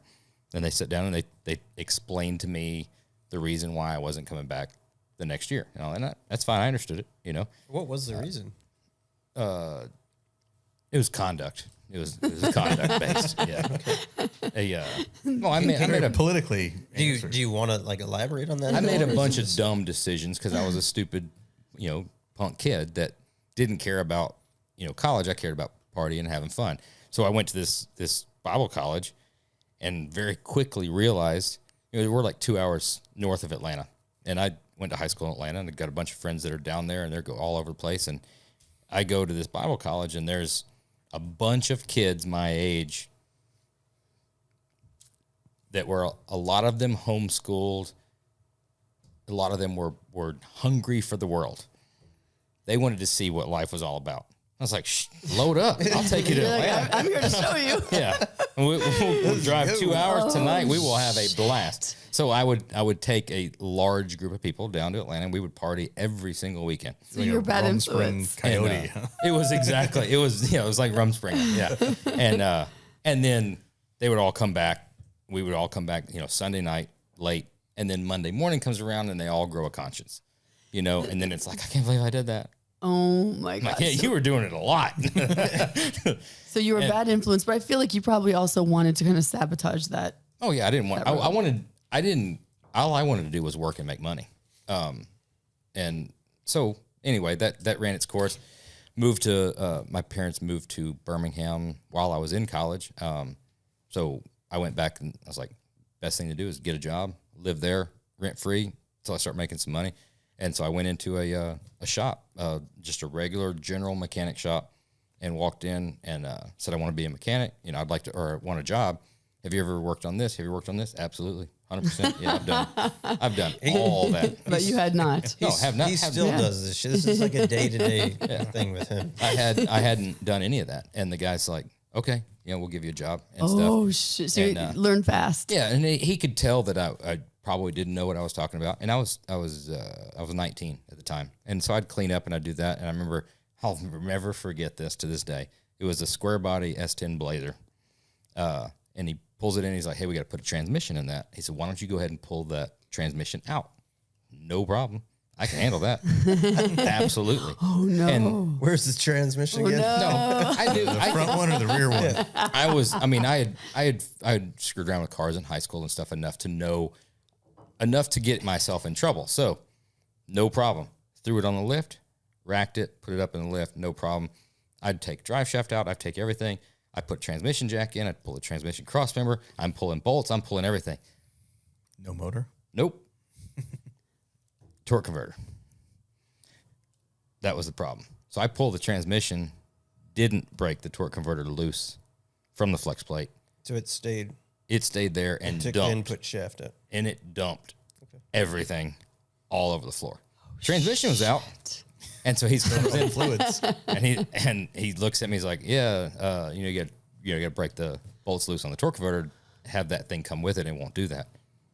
You said take the transmission out. Right. I followed your I instructions. followed your instruction. I thought it was a test. Oh no, but he for about a year he took me under my wing and took me under his wing and showed me some stuff and I learned a little bit of everything. But I didn't really care about general mechanic stuff. That was to work with on cars. I ran and got parts. I did all kinds of stuff like that to make money.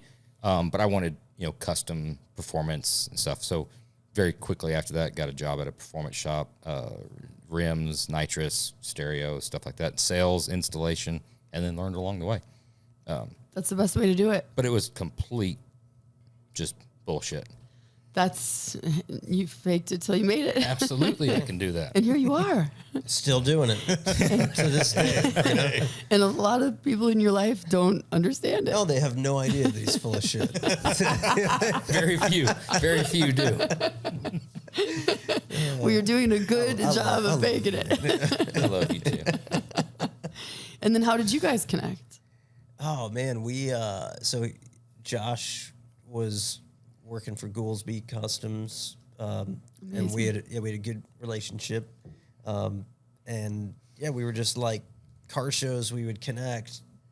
Josh. So the first time we met, we walk up. They had bought a chassis from us, and it wasn't at that period of time. You didn't see a lot of cars on our chassis. So we're at this SEMA show, and we see this bitch in 66 or 67? 67 Chevelle, and me and Phil are walking up to the car, and you can see, like, this car is pretty special. Like, there's something really badass about it. And I don't want to inflate his fucking ego, so I'm reluctant to even say this. You should be careful because you do it so much. Yeah, this might be the one and only time I compliment him. But I'm like, we walk over and we're looking at the car, and I'm like, shit, like, that dude's pretty fucking cool. Like, there's this dude, I can tell he's the guy that built the car, right? He's got these fucking dickies on, smoking a cigarette, got this southern accent. Good looking. No, I don't know about that. Yeah, no, visually off-putting, right? Yeah. So, but I was able to, so I was able to work. This ugly. I mean, terrible looking, really, but I was able to work through that, and I'm looking at the car, and the car had some really cool stuff. And so at that age, we're at that age where nobody's really reached the maturity where you can just like approach somebody. So we're kind of like poking at the car, and he's kind of standing there, and it's like, what's up, dude? He's like, and then the famous Josh thing, what's going on? Which is Southern for what's going on. I'm familiar. I'm familiar. So we kind of went over the car and started talking, and we just hit it off. I mean, I think it was a lot of mutual respect, and then we had a shit ton of fun. I mean, we'd go out and we were going to the Louisville Nationals, just tearing up the go-karts and get kicked off the go-kart tracks, and just being, being idiots full time. Yeah, being idiots, but a massive amount of respect for what each other were doing. Awesome. And it was like elevating each other. Like they were, him and the Goolsby team, they were building like a bitchin' car, and we were building a car, and we're firing shots back and forth. So it was a really fun relationship of being able to like really throw some heavy shots, but everybody, it was healthy. Like everybody's elevating their game, and I think it really stepped up what we were doing, stepped up what you guys were doing.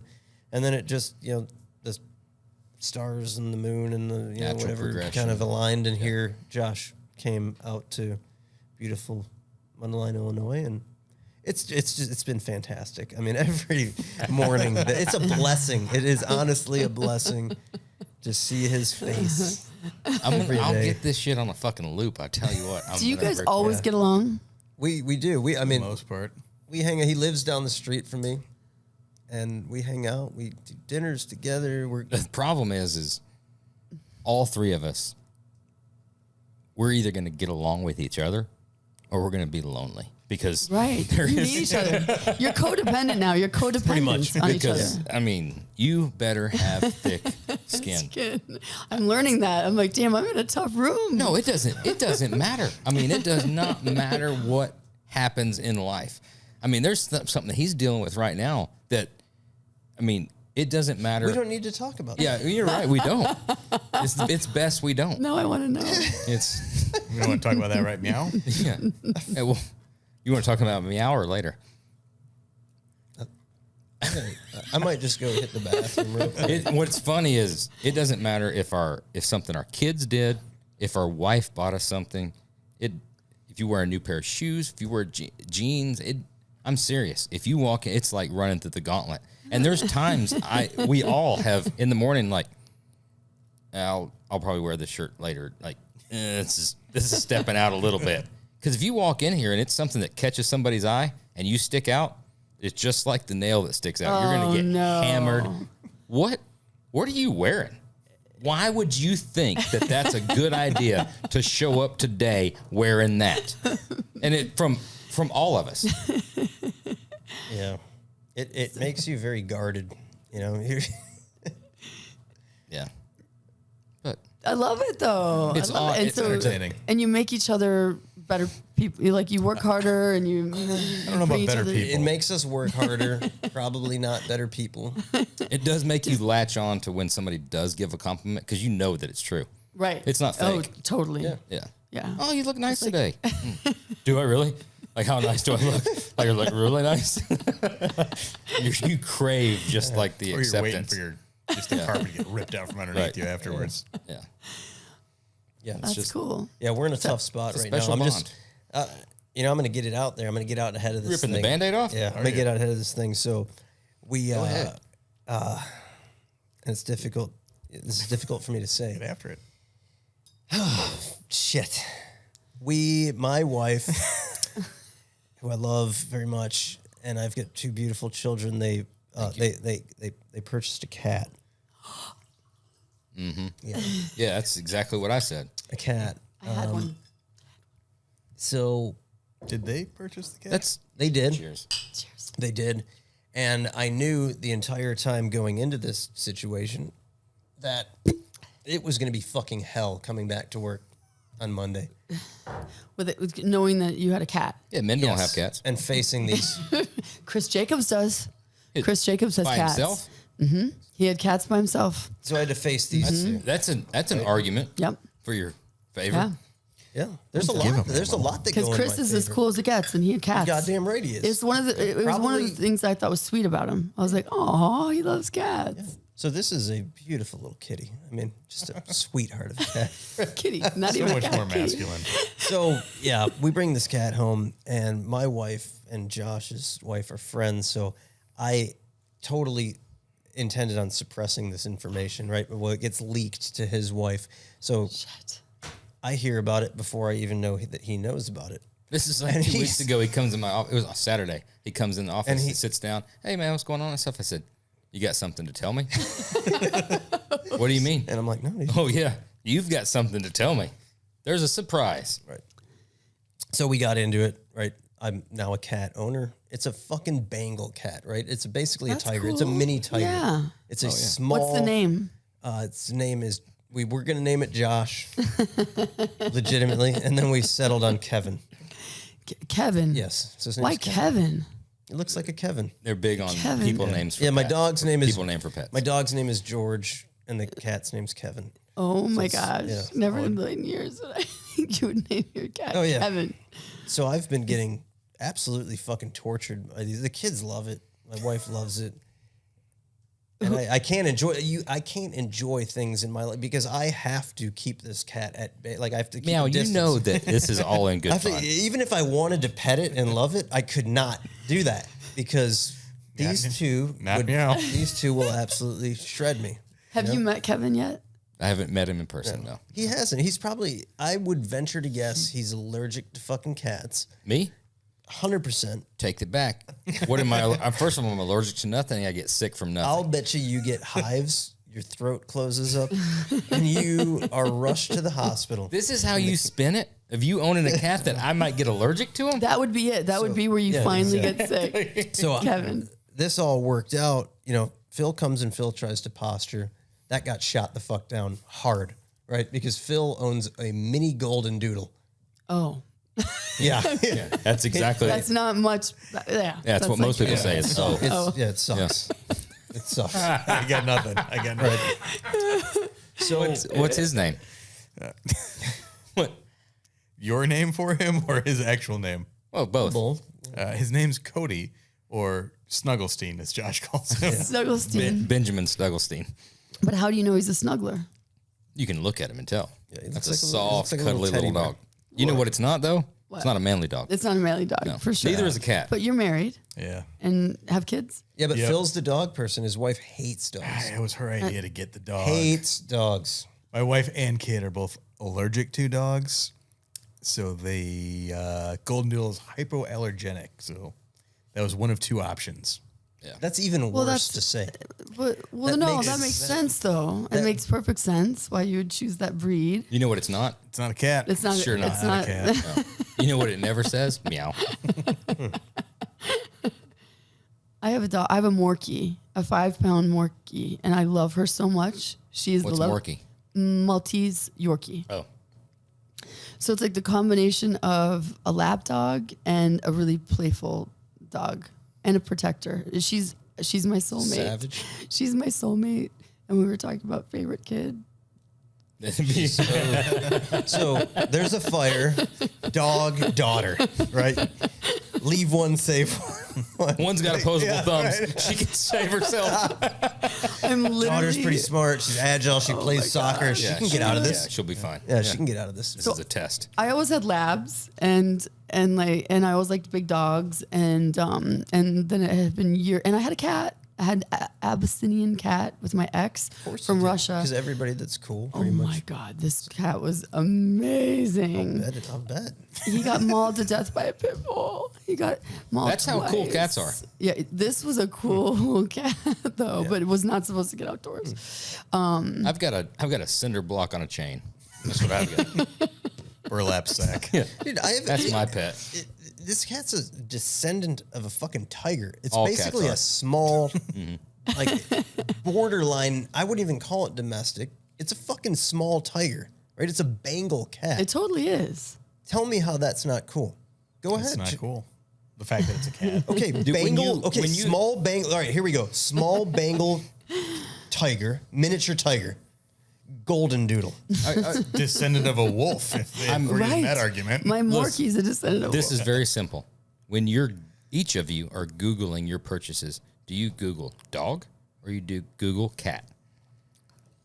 Because if you Google tiger, Google you're tiger. not going to come up with that.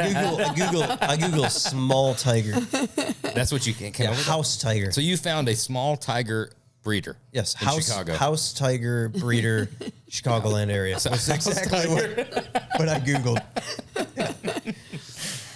Yeah, fuck you guys. Tried pre-excusing it for weeks. He came up with this whole story that It's he's just- got a it's- mouse problem in his it's house. the true- It's like maybe I'll just get a cat. Oh, Maybe that's I'll get a a good cat idea. to kill the mice. Yeah, to snuggle that's- with and love on and kiss his belly.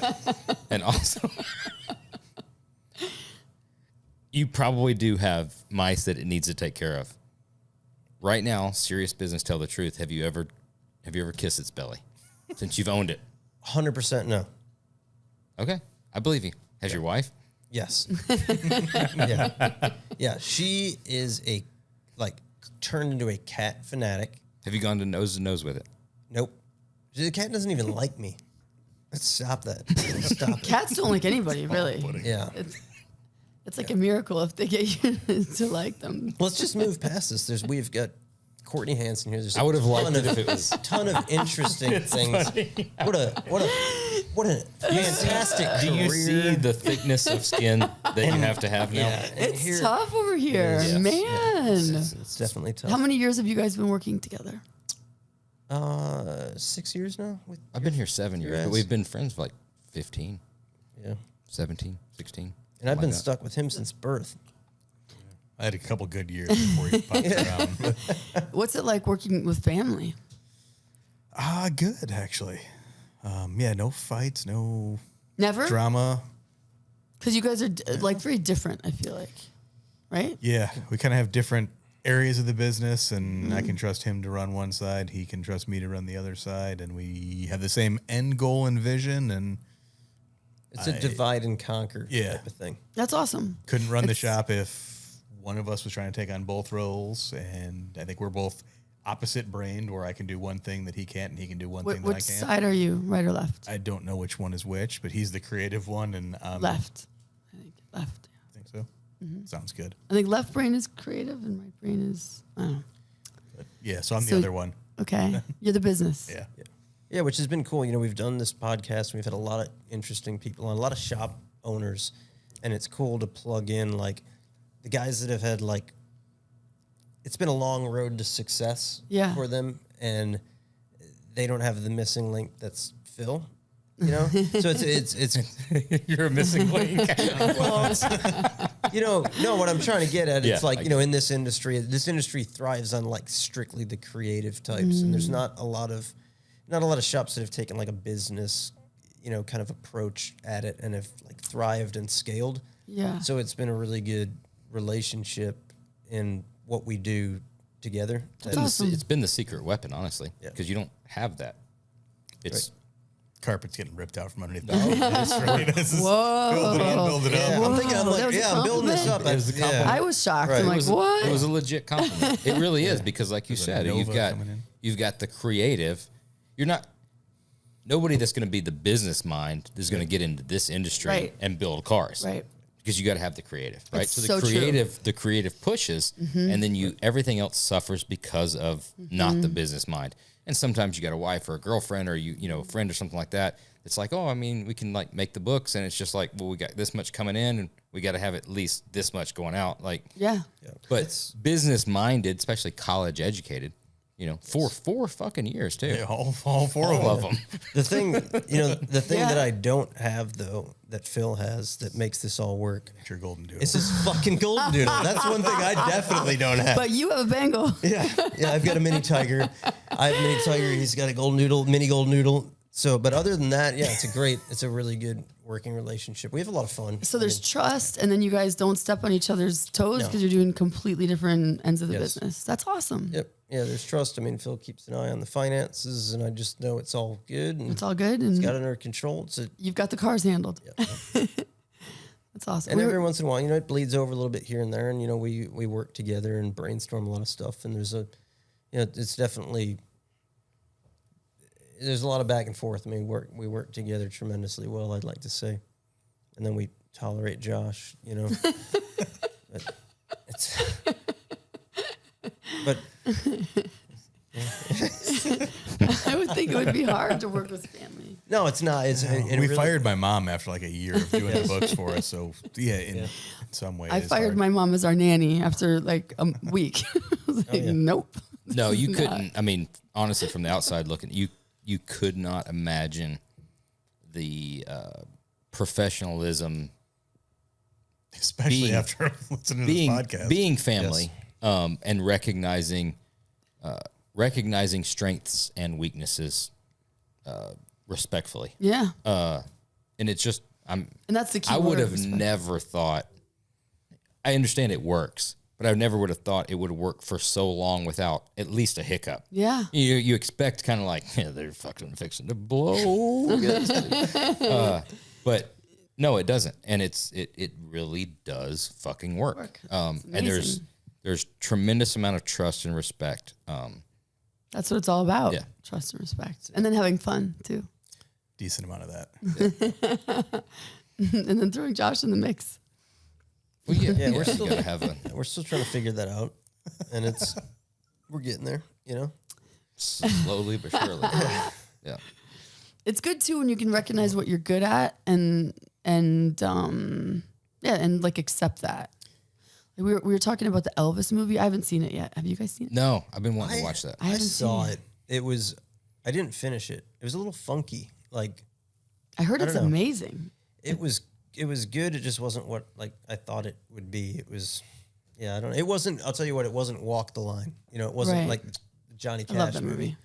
That's a It great just- movie. I don't think it built like the cool into Elvis, like Walk the Line built into Johnny Cash, which Elvis was a cool cat, but it took it from a totally different side. It was more about like, what was that, his promoter or his manager? I haven't It was- watched it. It was weird. It was just funky. I mean, I'm sure I'm not that intelligent, but people who are and like Elvis probably enjoyed it. It just Watch it till the end because Yeah. everybody's saying it's really good. really. But what they were saying is he was so taken advantage of. But it's because he was an artist, not a businessman. And then the business people around him took advantage of him.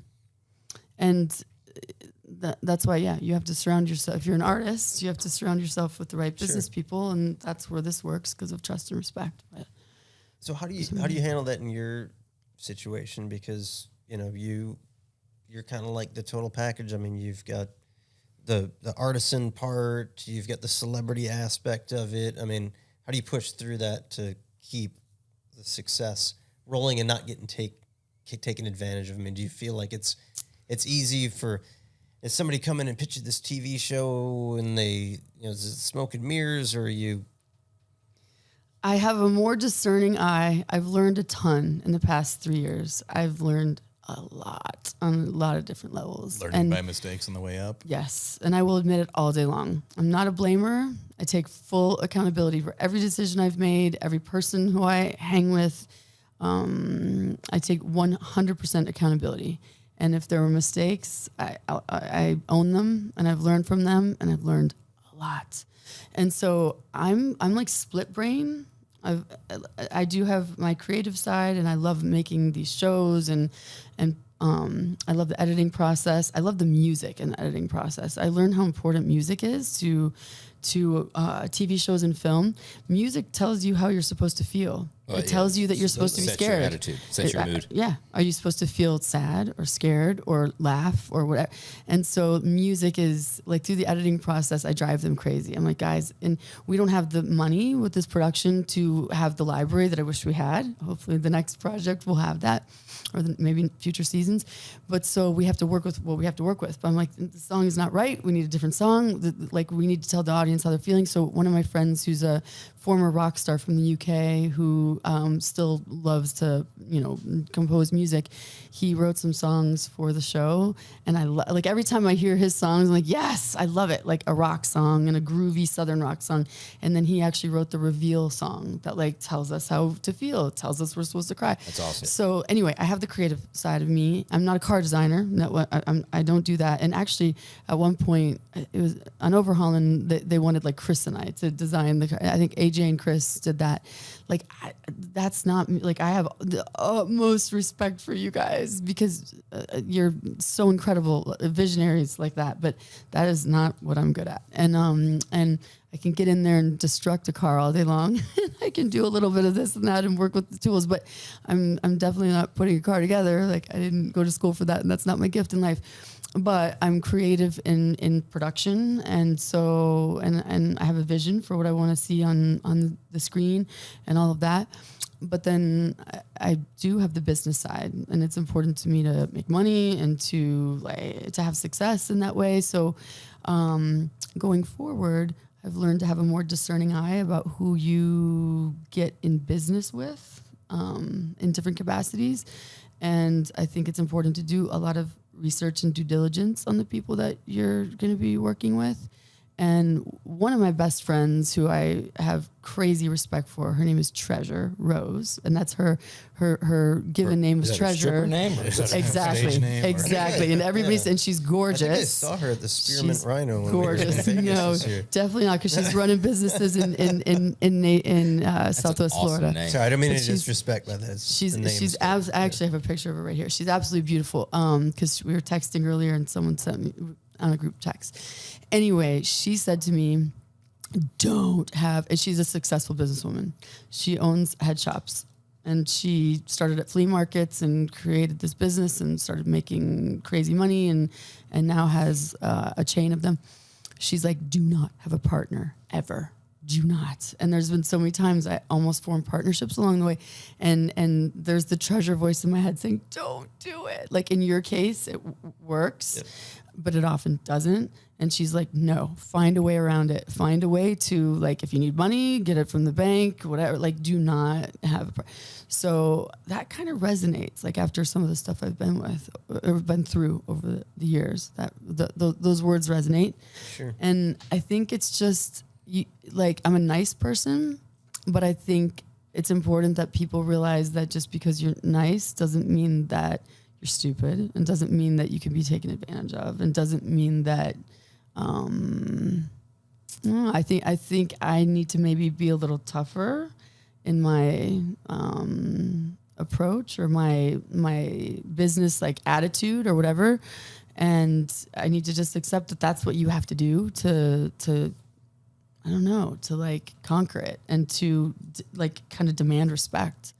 It's hard. It's hard to be a nice person. Yeah, the kindness is often taken as It's weakness. Yes, and people try Happens, right. like that. So they've tried a lot to plow me down or to, in different ways, manipulate or not be totally ethical or whatever. And so She's I so think nice, it's about she'll never just- say anything about it. like. If you guys knew, if you only knew, one day I'll write a book. And Well, what I think's funny a when lot you of talk shit. about the music part of it, we look at this. We're cognizant of it when we do our social media. We do new videos, launches, and we think about the music as far as the mood that it will put you in. But until this recent election cycle, I never realized the opposite ways. You know, we always talk about like, let's use this music and be upbeat. It'll be this, but seeing like the political ads, I mean, it's like the Dick Johnson wants to steal your kids, but Sally she wants you to have free money, and the difference in the music of the stuff, you're just like, all right, that's but they're going so hard on right. Oh, then the political ads of this last season, like. It's absolutely ridiculous of like the way they do the music, the voiceover, and then they change it. And we're hopping through clovers, and she wants you to have free money. But Dick Johnson wants to steal your children. See, music is important. It's very important. And now I think you'll be listening for it more. Oh, yeah. But it really does. Like, that's why soundtracks to movies are so important. Yep. Like that Top Gun soundtrack. I love it so much because all those songs. It's telling you to be happy. It's telling you to be scared, to anticipate something, yes. You know, all that. Or like that anthem, like, wow, we did it. Yeah. Like at the end of our car build and reveals. I was, I try to talk to Chris and Ellie about that. They handle, the majority of our social media stuff, and awesome dudes. I mean, they're fucking rock stars. But there's times when I always want to like replicate that feeling that I have when I'm in said car listening to a certain song that puts you in that, like, I mean, it takes you out of this world and puts you someplace that's totally different. And it's difficult to communicate that sometimes. But I'm like, dude, I'm telling you, just Piano Man. I'm telling you. Tiny Dancer. Oh my God. Dude, we're gonna fucking fight tonight. That wasn't I love those songs. Yeah, of course you do. I thought this was a legitimate thing. He was on a run. And I'm being serious. Josh, I keep. You're fine. I fucking hate there was nothing wrong. Tiny Dancer. At what point have you been driving the square body truck listening to Tiny Dancer, and you're like, this is dude, hey Chris, never. Hey Chris, you know what we need to do is let's do a video of the square body, but like when it crests the hill, I want you to hit bam Tiny Dancer. I'll say this right now in front of the other 11 people that are listening. I'll crank some Elton John every now and then. Oh, he's the best. It's fine, dude, but that's totally off subject. Cold heart. Yeah, it has nothing to do with what I was saying. It was kind of like, a joke. It was a joke. It sucked. It was. Jesus. I mean, Phil laughed. I laughed. I laughed on both sides. I laughed on both sides. Yeah, anyway, I mean. Everybody got the point. It does. Maybe they did. Music is important. Yeah, music's important is what it comes down to. Music is important. I feel like it definitely puts you in a place. Yeah. And if it's like on the show, if it's just boring and bland, or it sounds like porno, bad porno music, or it just sounds like, what does that sound like? Terrible. You tell me, Josh. You tell me. Jeremy, now that you've had your tequila. Yeah, I'll have to finish this one. I'm writing the editors. I'm like, come on, guys. Like, I'm sorry, but this is like a really bad porno tune, or like this is just like, like if sparks are flying and like crazy wrenching is going on, like we need rock music, right? Next time you're editing, and it sounds like a bad porno, and you see Will Posey walking out. I'm gonna need you to send me about 10 or 15 seconds of that, because that's I would like to. That's a good black mark. Oh, they're I having. haven't heard it with volume in years, so I don't know what kind of music they're playing these days. Well, I think they're limited on what they can choose, but and I have to say this because the editors might be listening. They're amazing editors. They're incredible. I'm just being neurotic about music because I'm picky about it. Well, it's difficult too because of the rights and Right. what you want it to sound like and what the song that you want. I mean, I don't think we haven't had a song on this podcast yet, even though we've requested it like 72 times. No, we haven't, dude. I feel like nobody really knows how that works out. Like we did that White Stripes song on that Rogan video. But you had to pay for it, right? You had to pay a lot for it. I'm sure you. Yeah. Yep. It's got like 1.5 million views. It's still ripping. But that song put you in Totally. Yeah. the Totally. place you needed to be. 100%. You know, But our jingles do the same thing. 100 fucking. I want to get it. Hey. Yeah, they do, dude. So we do our own jingles because we Honest can't buy the review rights. here. Listen to one of these and tell me what you think. Well, you can't force. You don't just No, you don't do a force jingle the on jingle. command. Right, it comes. No. It'll I happen. am so out of place. I'm Yeah, sorry. I'm sure she'll listen to She slow. knows. Yeah, she knows. She's There's been in a few. Yeah, of them. yeah. Yeah, she's in Hollywood stuff. She knows how that happens. You know how It's- jingles are. And I like just listen happen. for it. I listen for jingles and good music, and you're supposed to not like hear the music. Like that's the trick. You're Right, not that's supposed what I to hear try it. every It's time. just supposed to make you feel, but you're not supposed to be like, oh, that's you know what I mean. Like if you're watching Ride of Your Life, you're not supposed to be. But to me, like I'm listening for it, and Right. I just want the mood to be right, and so we built a square body. Speaking of square bodies, Nice. we built a. Well, it hasn't aired yet, but Well, when Built this will another be, vehicle. this will be a little we- ways we- out. When does it air? Well, I can say I just won't say the color because the color's very, very unique. There's not another square body on the road with this color. And we built it for a very deserving woman, an essential worker in Atlanta. And it's a super touching story. And I kind of didn't have the highest expectations about this episode, but it's one of my favorites. And Really? I was crying on the airplane. I was bawling on the airplane, like, oh my God, because it's so genuine, the reveal, and just it's amazing. What's the point? Oh, the music. And so on the airplane, like the editors are now like having more fun with it and taking chances. And so something might get a little like a little outside the box. And now I'm just starring the stuff that I really like yes, market, amazing music. Yes, let's use it in a different place. Like we can use this in other episodes. And so, but When's the next one air? the next one airs in January. But they're saying they don't know exactly when. So like the new year for sure. But now the episodes as of today are done. So, and when you watch them, you're listening for the music.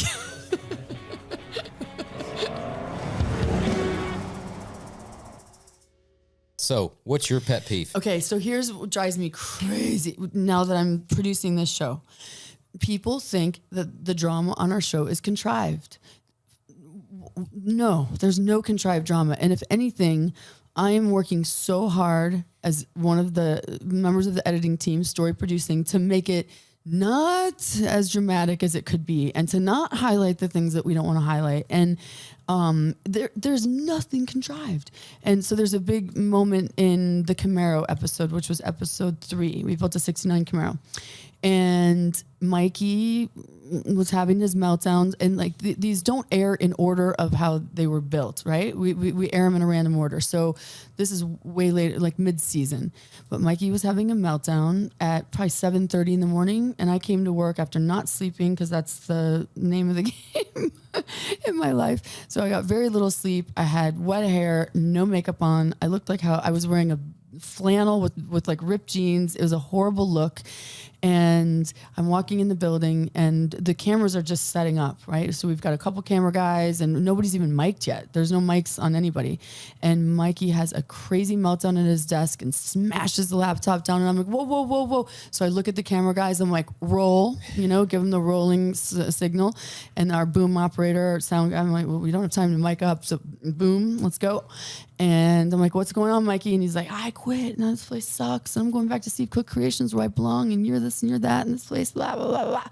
And so I follow him into the parking lot and I have to talk him off a ledge for like 45 minutes. And the whole thing is totally real.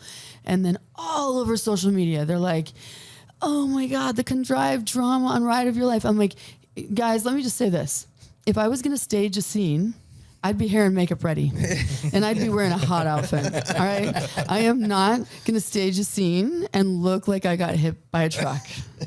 And hopefully that like squashed some of that. But like, why? No, we don't need to do that. And if anything, we're pulling back on the drama. Unfortunately, in this industry, you don't have to make up shit. You don't. You can't make up You things. can't. You can't make up that what are really as happened. Crazy as the stuff that actually happens. You guys, if I showed what really happens to me on this show behind the scenes, it would win Emmy Awards. I'm not kidding you. We would win Emmy Awards. You should do the uncut, uncensored. Oh my God. If my friends are like, Courtney, if you showed what really is going on there, like you would be literally winning awards. So everybody would be watching because it's so riveting. And so we're pulling back like crazy on this stuff. And in the Grand National episode, our first one, we had an unfortunate situation with a paint shop, and that doesn't usually happen, but that happened, and it was the whole episode. And if you cut all that out, we don't have any content. But you didn't. I mean, I watched that episode, and you didn't build that up to be more than what it was, and you didn't throw the guy under the bus, and there was no really drama. It was, honestly, you did a good job of being like, we're in a difficult situation. I don't want to paint you in a bad light. However, we've got a deadline. You're unable to make it. We've got to do other things. That's it. And you just did what you needed to do. You saw this much of what was like crazy, but I just wanted to make peace with him and not throw him under the bus and whatever. But so we get He also that looked like a pretty hardcore dude. And you know what? And he's a good dude, and I like him, Sean and Tanya, and like they're great people. But it was just he didn't have time to do what we needed to do in that deadline.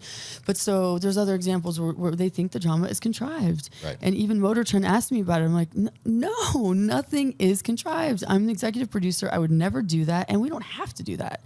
But the other thing that drives me crazy, this is even bigger, that we have forced deadlines. First of all, if you don't, Troy Ladd says this, if you don't set a deadline on a car build, it will never get done, period. It 100%. Never will, because everyone's perfectionists. All you artists are perfectionists. Second of all, yes, we have deadlines. We're doing a reveal with Joey Logano, and his one day off is Monday, and he can work with us from noon to 3. So we have to be at Joey Logano's shop at noon on Monday with a built car. We're at Whiskey Row in Nashville, and they're telling us that we can be there from 3 to 5 on Monday afternoon. That's where we're doing the reveal. The Camaro has to be done, right, whether we work through the night or not. And so these and we're dealing with families and family vacations and celebrities and venues. And of course we have deadlines. And so now I'm finding this like need to over explain in the show, like why we have these deadlines. And it's annoying as you shouldn't shit. have to explain anything. Cause I mean, first of all, if you do your job over explaining and finally satisfying the fans or the critics or whatever on that, they'll find something else. Yeah. But on the deadline side of things, it's no different than our world. SEMA comes once a year. Right. And it's been happening that way for 70 fucking years. Right. And every single time at the very end of the day, at the very, those last 2 weeks, even though when we think everything's good, all across the country, everybody's, same thing with Good Guys Columbus or any of the other. As long as you have time, you're going to add more. The Grand National was done, and then we decided we're going to fab a whole new front spoiler out of sheet metal because it didn't like the plastic one. It looked like shit. The plastic one looked terrible. Because we had time, we then pushed it right to the last minute. And that's just the way it is. And whether you're, I guess the whole point of this, and not, we don't have a TV show, we're not doing that stuff, but rolling cameras or not, the drama's there. Yes. You don't have to make up it's shit. It's there. It's trying to, like you said, downplay it to where like, oh my God. Yeah. And it's not all, we're not like walking around on clouds and rainbows. Like it's not, this is hard stuff that we're doing. And the builders are working crazy hours and they're tired and it's tough and they're all perfectionists and everybody wants to, we're working late hours. Sometimes, when we have to through the night, and I've got a lot going on. I'm juggling a ton. Like I said to Mikey in that scene, he's like, well, you're not a car builder. I'm like, I'm not pretending to be a car builder, but let's talk about the 9 million things that I am doing and juggling. Right. Like this is hard stuff. And so of course there's going to be drama. And then you're dealing with just so many different elements, like reveal planning and sponsors. And like there's so much. There's a lot to be said for that. And even in a shop environment, with no cameras rolling,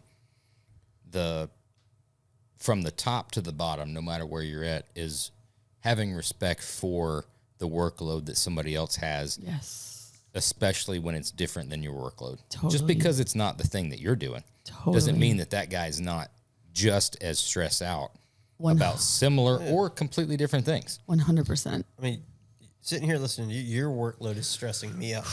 Like I'm getting anxiety. I mean, one of our builders one day said to me, like I came in at noon or something, and he's like, well, nice of you to show up at noon. I'm like, I actually pulled an all-nighter editing, and I've been on work calls all day trying to raise money for this to salvage this thing for the past 5 hours, and now I'm coming to check in on the bill. And by the way, I'm not a car builder, but I'll dive in and do whatever I need to do to help you. Do you need my help, Or do you need me to get some extra hands? Like, what are you saying right now? Or are you just running your fucking Or are you mouth? just running your fucking mouth? But let me tell you what, and this is where I need to be stronger as a businesswoman and be like, you know what? Right.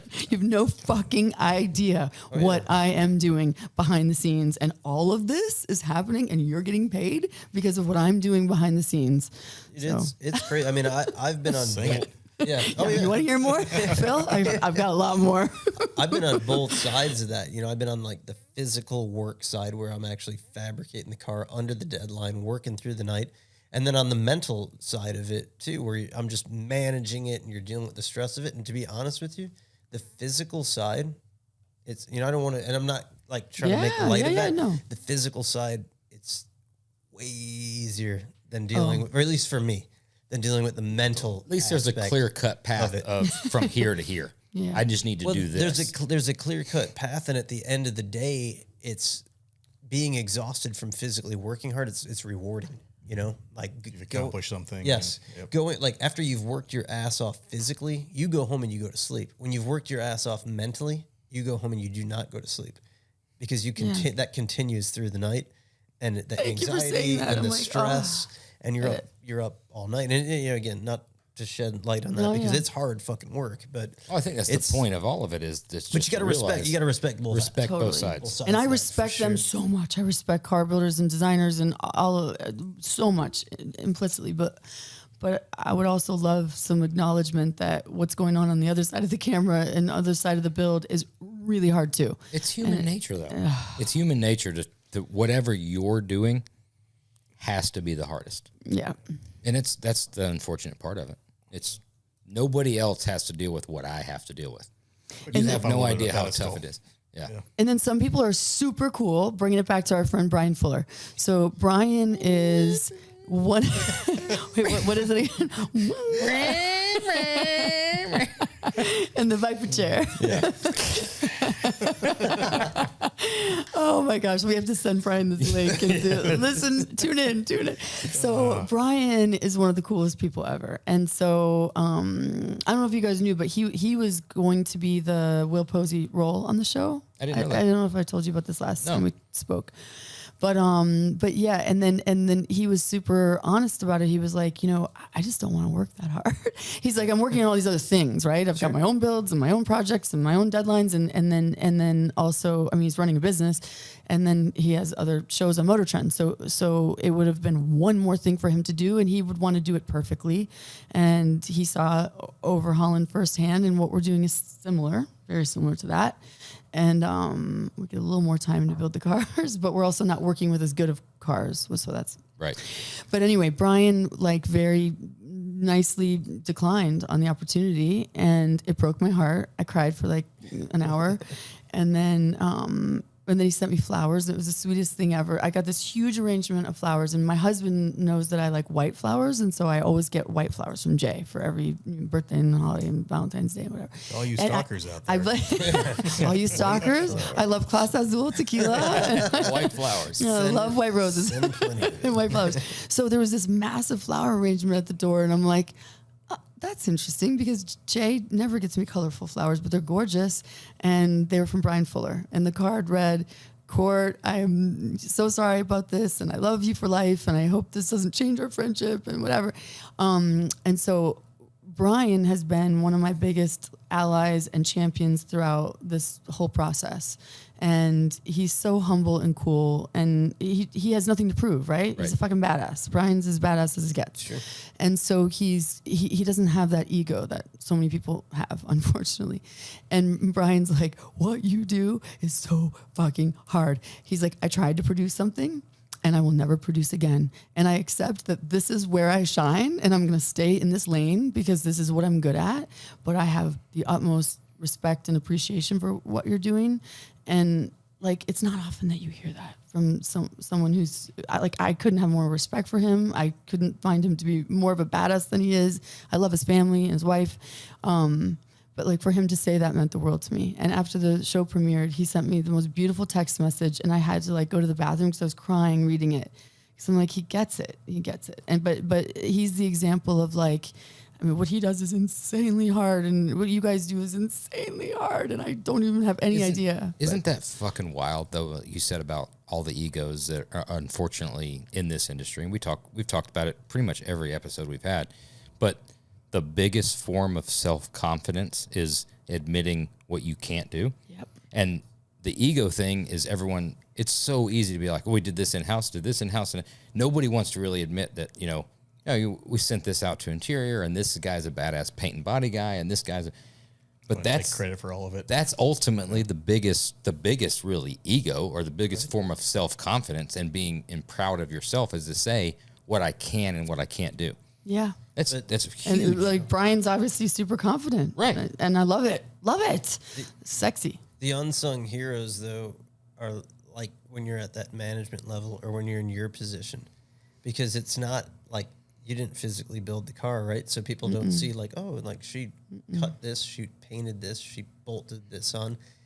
It's there, dude. It's unbelievable, like what you have to do and the level that you have to do and the stress you have to endure and the amount of crap that you have to put yourself through to do what you do. But it doesn't necessarily have that like physical end result, right? So people don't like, and I think you could probably speak to that because what Phil does. Yeah, I don't get to build anything. I mean, cool. Phil, let's talk about you. But what Phil does, I mean, the things he does, I'm like, holy fuck, like that is, I mean, it's a monumental amount of calculating and work to do, but you He's don't blowing smoke up my ass here. No, but it's take still- it. Honestly, yeah, you but could you have- don't get that. You don't get that. Like it's not when it's Recognition. done that Gratifying. it's not that number. Maybe could it's have the part for everybody to look at. So the it's, trapeze artist, and you could have all the elephants that walk in a line, and you can have the tigers that jump in thing. But without Ringling Brothers or Barnum and Bailey, yeah. none of that happens. That's just a bunch This of whole fucking tigers. circus isn't. That's just a bunch of fucking tigers, or you it's a fucking bunch with of. me with the cat again. No, that's where I thought he was going with it too. No, I mean, seriously, it is a circus. Yeah. If you don't have somebody to wrangle the circus, those wild fucking cats will just eat everybody that came and showed up. The only way that you know that I produced it even is like the people out there who don't know. Like you guys know because we've talked about it, and my friends and family know in my tight circle. But like if you're watching the show on MotorTrend, unless you watch the credits, and a lot of people, most people don't. But even if you saw like EP, blah, blah, they don't know what that means. So like that's the only really way that anybody knows about it. But it doesn't matter. Like I don't care. But it's nice to like have some people in your life who get it and like to, and I appreciate when people like just accept what they're good at and do what they're good at and stay in their lane. And that's what I do. I'm not trying to step on any, We had no idea that you produced it. It does make a lot of sense now, knowing that like every time you walk in, like it goes to slow speed, and then like there's a fog machine, and then like the hair blows, and Oh there's my like God. a mist and stuff like that. That makes a lot of I sense look now. like shit on the show. I look like complete shit. All right, we've gone through about everything that we can gone through. I got one more. Are we calling Chris or not? Yeah. But Phil, Go ahead. go. Go ahead. What is? We have a similar, I think, situation. Nowhere near tugging on the heartstrings. We've had to judge a handful of car shows and have to like pick winners, and there's always the ones that you want to pick that you didn't, or there was one that was a little bit better. You're doing a show that is super tugging on the heartstrings. What's it like trying to go through and have to pick one over another? And do you like get to reach out to those people and explain to them why they didn't get the call? That's a super good question, and it's so hard. It's so hard to pick. Your And story then- was not as sad as the other one. Yeah, Sorry. or oh my god. Yeah, but it could even be something like you were saying that you want to have different cars. You can have Yeah. like 3 people building 69 Camaros Right. that you have to keep the show. I feel like I should. Interesting and- You're making me think that there should be a letter that we send out that says like, "I'm so sorry, but for these." Here's a Kit Kat bar. Oh, yeah, like I. No, I mean, there's a lot of great stories, like the ones that get highlighted. Maybe they're a step above, but it's not to discredit the people that didn't make it. And Totally. And every story I read them all, and they're all heartwarming, and everybody has a unique story to tell. And I appreciate all the submissions, and maybe they would be a future season, but you make a really good point. It's hard to sift through. And then there are times where we're like, we want to build a Fox body. So for the Fox body, we had actually chosen somebody who turned out to be the accomplice was the son, and turned out to be really rude and was yelling at me and was frustrated about like timing and having to fly and whatever. And whoever was with me was like, forget that, just switch recipients, you know? So unfortunately we switched midstream to someone else, but we did a casting for that. And then I was happy to find a woman. And it turned out to be a perfect story. But yeah, like sometimes we want to build a certain car. And so it's like, all right, it's time for a Mopar. We want to do a, 69 Roadrunner. So, well, that story was incredibly compelling, but it's tough. Where do you put you said submissions are on where? RoyalGarage.com, and there's no A in Royal because it stands for Ride of Your Life Garage. ROYL. Yes. I'm going to just start putting one in once a week. Courtney, I'm going to give you some tequila. I'm just telling you, I got some white flowers and build me a car. Don't do that voice anymore. You don't like that? No, it's fucking creepy. I know. I was supposed to be creepy. I know, but it's like weird level. Is it Brian Fuller? Not that weird. No, but it's fucking weird. It's Anybody else? We should be polished off this Just bottle. a little bit. It's getting close. you still got a little bit. Just a little. Just a little freshen up. That's oh goodness. Nice splash. I'm telling you, there's no fucking There's- way this could be oil and tequila. There's no way I'd get home. There's also no coming back from this. Like this is now a thing that I like.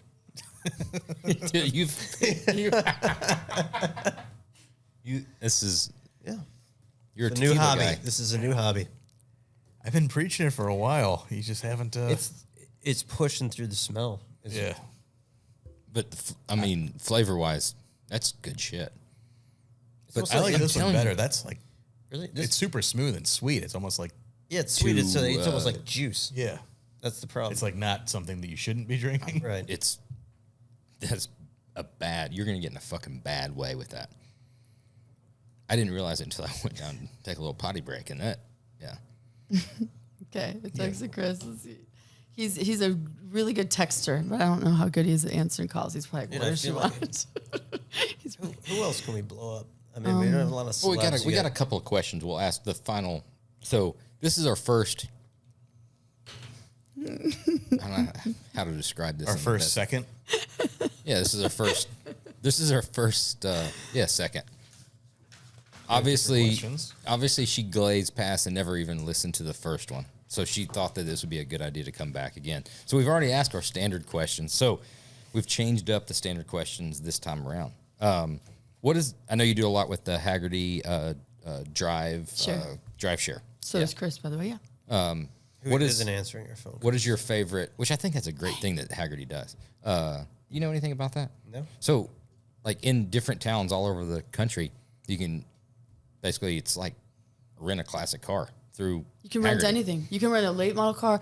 You can rent classic cars, late model cars, trucks, whatever. I rented it all during the season of Ride of Your Life so that I could drive different vehicles in the show and just have eye candy for all the gearheads out there. So I drive everything from Ferraris to Porsches to F-150s. What's the favorite car you've driven?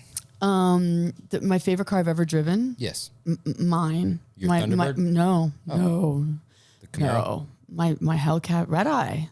Okay, besides that. Oh, I mean, that. but it's truly Besides like your my favorite car. I you love and it. Chris too. Chris is Yeah, Chris gets down This- with I'm the new s- Mopars.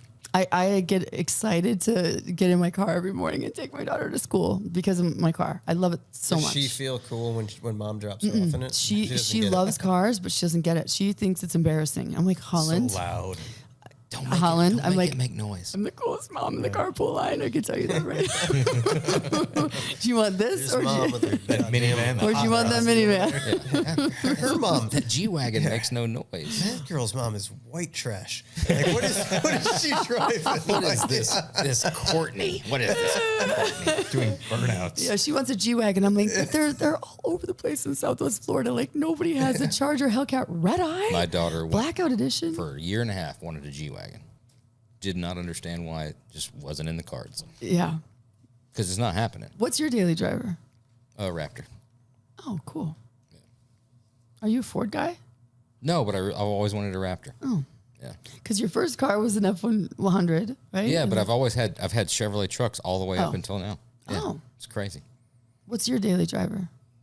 I'm kind of like the guy that will grab whatever has the keys in it. So we've got a couple like 3,500 quad cab dualies that are just like, chop trucks. I like to drive a shit box, basically. I like something that I can throw my things in. So if I'm not driving one of those, I've got a 77 square body truck on one of our chassis. That's typically my daily driver through the majority of the year. And you guys built it? Yeah. Did you build it or you guys built it? Us guys built it. It's that's at cool. this stage in the game with the level that we're at. Seldom am I the guy physically building Yeah. the things anymore. So we've got a rock star crew of Yeah. outstanding guys that have grown beyond the level at which I do things. So That's cool. Yeah. What's your daily driver? I've got a Audi RS6 station wagon, Nice. Up until recently, 600 horsepower station wagon. Whoa. Oh, it's a Okay, now we're It's talking. It's just a fucking station wagon. He's got a golden doodle, but it's also, but the golden it is doodle- a cool station wagon. Wait, does the golden doodle ride No, alongside he's it? not allowed to go in it. No? Why? What else do you? I don't believe that. I don't believe that for But a he's minute. hypoallergenic and He's got a Carhartt seat cover, He does not. and Cody He's got, sits in there. With he's got little mittens, right? It's just scratching upholstery, yeah. little Violet rides everywhere with me, but she's the best. Oh my gosh, we're joined at the hip. But she, by the way, that's what I was going to say earlier. I didn't want her. I was like, no, we are not getting a little dog. And I don't want a dog at all because I'm going to be the one responsible for taking care of the dog. And I'm traveling a lot and that's going to be a pain in the ass. So I didn't want a dog. And Jay and Holland were like, please, please, please. So finally one day, Jay's like, just look at this link. And we tried to rescue, but there was nothing available. There was no rescues available. Like I tried hard because I believe in that. But so he's like, just look at this breeder link. And I'm going through it. I'm like, no. And then I saw the name was Velvet. I'm like, oh my gosh. Like if we were to get a dog, like this is, so we ended up getting Velvet. We named her Violet and she goes everywhere with me, but she does not like my driving in the Charger. And she's thrown up so many times. Really? Like I feel terrible Maybe about that's a sign. I'm like, I'm getting a She's like dog burnout. first of the year. I've laid it down. I'm either getting a dog or I'm getting a divorce. I've put down the dog that I want. I'd go for And the dog's probably significantly cheaper, even if you get like a pedigree. Yeah.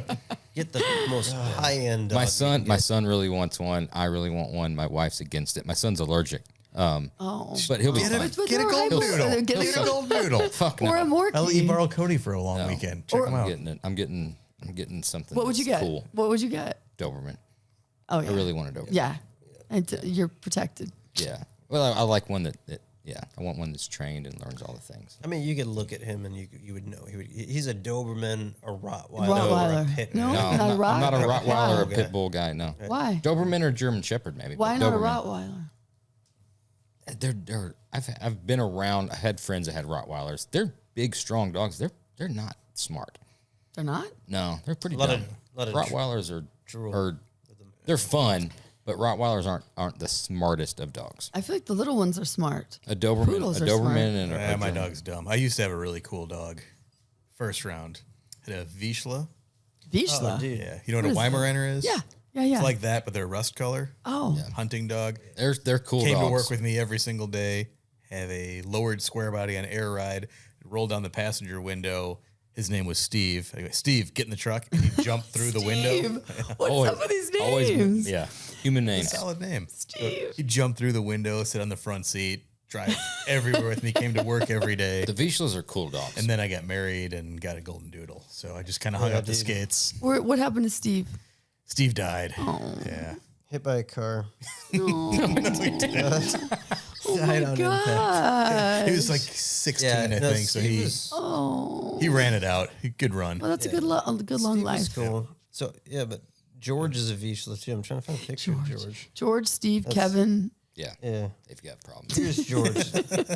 Here, he's a bit exposed in this picture, but that's George. Oh, Yeah, George is cool. oh, so cool. So cute. Total cuddler. Yeah. Oh yeah, he's a cuddle machine. I love dogs. I love How dogs. does George deal with the cat? He's good with it. He's getting jealous, I bet. I can see he's getting Dude, jealous. I mean, look here.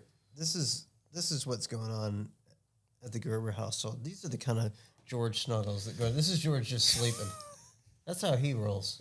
I mean, this is like a nightly George. Oh, That was last night. So my God. that's how he sleeps. He's cool. That's amazing. I love dogs so much. So Dogs George are rocks. just like, You have no pants can't on. even imagine. There's blankets on. Dude. Sorry. Dogs and music. Well, I guess Chris is not gonna. Well, no, I join just us. thought of it. He's doing Meekum. Isn't Meekum going on? Yeah, he's. But it's almost, I think, probably like right about now. He's done, like, there's only one reason he wouldn't text back, is he's a texter. He's probably He's on always camera. on it. He's right on camera, and then he'll be like, But I told him exactly what we're doing, and so he sent me his best in show choice was. It's a long story, but I saw this guy at SEMA. He looked like a friend of mine. We have this joke. Do you guys know the comedian Sebastian Maniscalco? Yeah, he's a Chicago guy. Yeah, so he's a good friend of mine, and his wife Lana is one of my best friends, and Lana has this thing where if someone looks like someone or reminds you of someone, and it could be totally outrageous. Like prime example would be like Richard Rawlings. Like so we would look at you and say, Richard. You know, or somebody looks like a black Chip Foose, and you're like, Foose? And so, anyway. We have never met anybody in the history that has the same sense of humor that we do. We do that shit all the time. So now you're gonna look, here's a good example. My brother here, his name is Phil. This is his picture saved in my phone for his contact. That's Black Phil. Yeah, take a good look at that. I mean, so That's So hilarious. yes, we get exactly what you're saying. yeah, we know. So and it's funny, like we have fun with it. So like one time, like sometimes I dress sexy, not all the time. I'm wearing a turtleneck and jeans. This guy wrote on my page, he's like, "Whoa, you're wearing a turtleneck?" I'm like, "Yeah, and a jacket. Can you believe it?" Anyway, but sometimes I dress sexy. It depends on what we're doing. And so we were.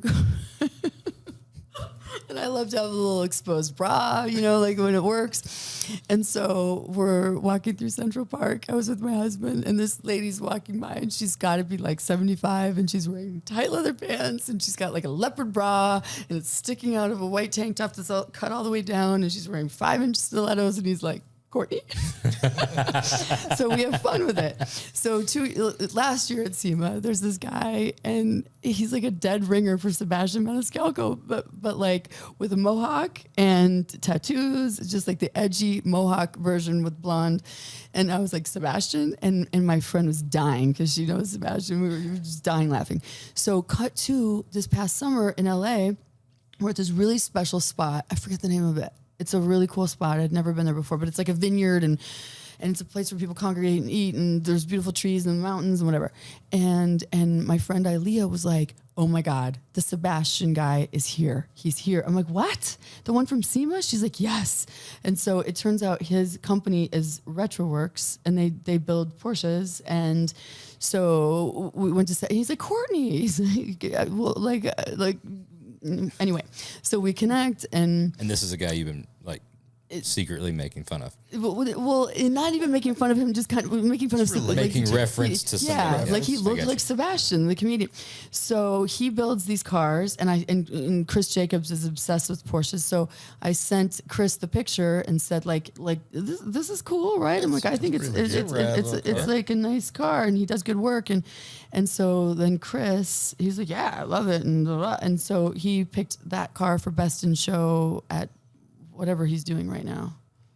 That's awesome. I guess so. Anyway, I just noticed the picture, so that's a little story about how people look like each other. We've got a little thing with that. I don't know, like if you look, I don't want to start it again. if you look at this face. This is That's strikingly handsome. You will see hundreds, it is. hundreds and Oh, hundreds. Yeah, it is a common face. I mean, Phil has a very unique Handsome situation going on. face. Well, that's not what I was That's saying. very unique. He has doppelgangers like you've never seen in your life. Everywhere. How many Phil is basically like a champagne Toyota Camry. You're going to come across 200 of them on a daily basis. Yeah, we've got a text chain where it's like 5 of us and we'll take pictures and saw Phil. Here's a Phil, and they just text them back and forth. I've got like 200 on my phone. Hit us up with one of I don't want to get this started. I'm just coming down off the Miata thing. We don't have to. We won't put it on camera. Nobody else see it, just Courtney. You think so? Yeah, I'm going to fall for that. Phil at the airport. Share with Courtney. Phil at the rodeo. One of the top Phils.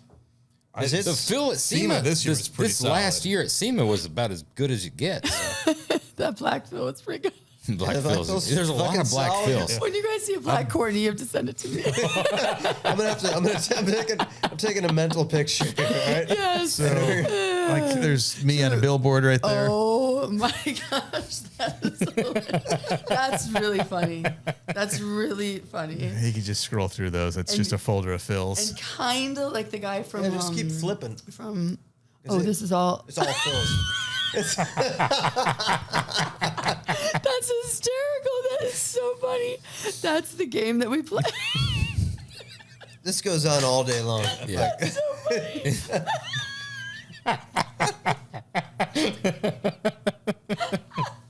But it gets better. The next one is a drawing of me. Oh my god, that is so funny. Lots of Phils. That's amazing. Yeah.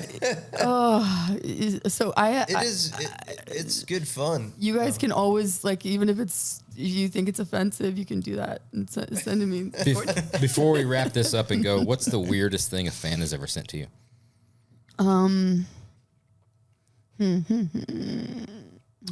What's the weirdest thing they've ever sent? How do they find where to like- send something? Or say They find ways, or or they show up at appearances. there's a lock of my hair. This is my hair. Dude, you need to stop with that. You don't like that voice? No, it's fucking creeping me out. And that's the point. I know. It's going too far. Yeah. Well, actually, a couple weird things have happened here at this show. I can't believe you guys have never been in Muscle Car and Corvette. Oh my God, can I talk? Muscle Car and Corvette Nationals. I can't believe you guys haven't been to it yet. We don't go to like any local shows. Because you'd get mobbed.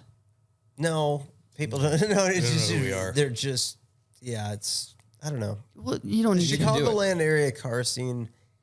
It's. These cars are from all over the country in Canada. It's not like Chicago cars. They're coming from. Last year it was 550 cars from 41 states and 3 Canadian provinces. Like, they're coming from all over. I keep hearing there's some high end shit there. Like, No, it's the Pebble Beach of the It was car. like the largest collection of Copos last year and Super Bs Like the year before. exactly. Or, Superbirds. Exactly. We have And it's more restoration. We have a customer who is in town for the show. He flew in from Boston. Met with him today, and he was raving about it. Oh, it's So it's I might incredible. go check it out on Sunday. I've been to a lot of car shows, and I'm telling you, it's When is incredible. the meet? When is the meet? Is the meet and greet on Sunday? Can I wait in line and get? Sunday's more chill. Tomorrow's like pretty crazy, but we have all these unveilings and stuff. No, but Courtney! Well, at that, so there was a stalker a couple years ago, just standing there like this, just standing, and so the guys are well aware, and there's somebody sitting with me, but then there's people like up. There's a second level, and they could look down, and this dude just would not leave that spot, and would not stop staring, and so he was escorted out. And then another time, last year, they brought me like a shirt that they owned and had been wearing, and they wanted me to have this shirt. And so they gave me the shirt. And it's like, was it sleeveless? I could see that being I sleeveless. don't even remember. Like, I feel like it was like sleeves, like a Hawaiian kind of shirt, like a Waivea or whatever. Okay. Got And parties. and I was like, what am I supposed to do with this shirt? Like, this is really. I want you to wear that in your sleep.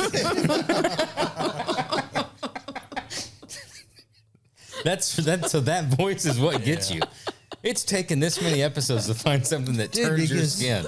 It's believable. Like, it's weird. It's just weird. It's Your fucking face weird. Not and as that weird as voice. Yeah, it's weird. So that's what weirds you out. I love finding something that. Oh no! Every You're gonna- morning, it's gonna wear every it out. morning. Hey, Jeremy, we're going to the gym today.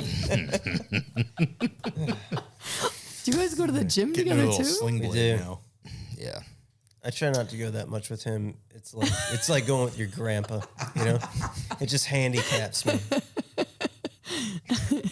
Yeah. Do you guys have albums too of the photos where you look like people? No, we don't look like anybody. There's not a lot of people that look like me. I got a few. I got Josh has got a handful. Josh is more celebrity based. Where do we keep those? The one dude you had a banger recently. Where would we find that?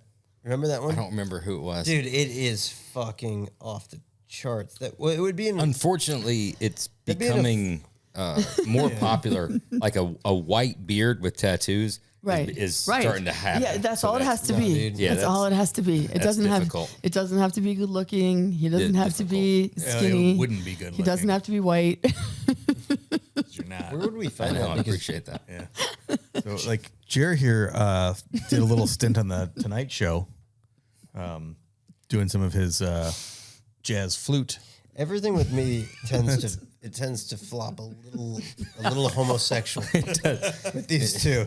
It does. That's not. That's just a guy playing a saxophone. It does. It always goes a little effeminate. I don't see does. that.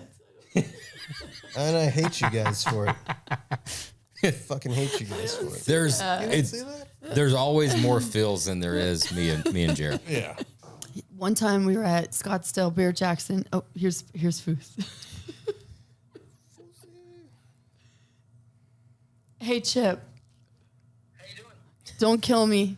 I'm with Roadster Shop Oil and Whiskey podcast, and they wanted to say hi.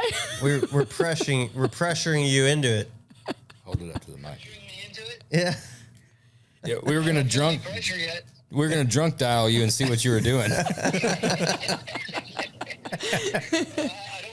don't feel any pressure, and I don't hear anybody slurring their words. Well, if you only knew. I'm in Chicago, and just came in to say hello. It's snowing. It's 20 degrees. I love it because it's a nice change from Florida. But we've been having fun, telling lots of stories, talking, and they were like, "Let's call Foos."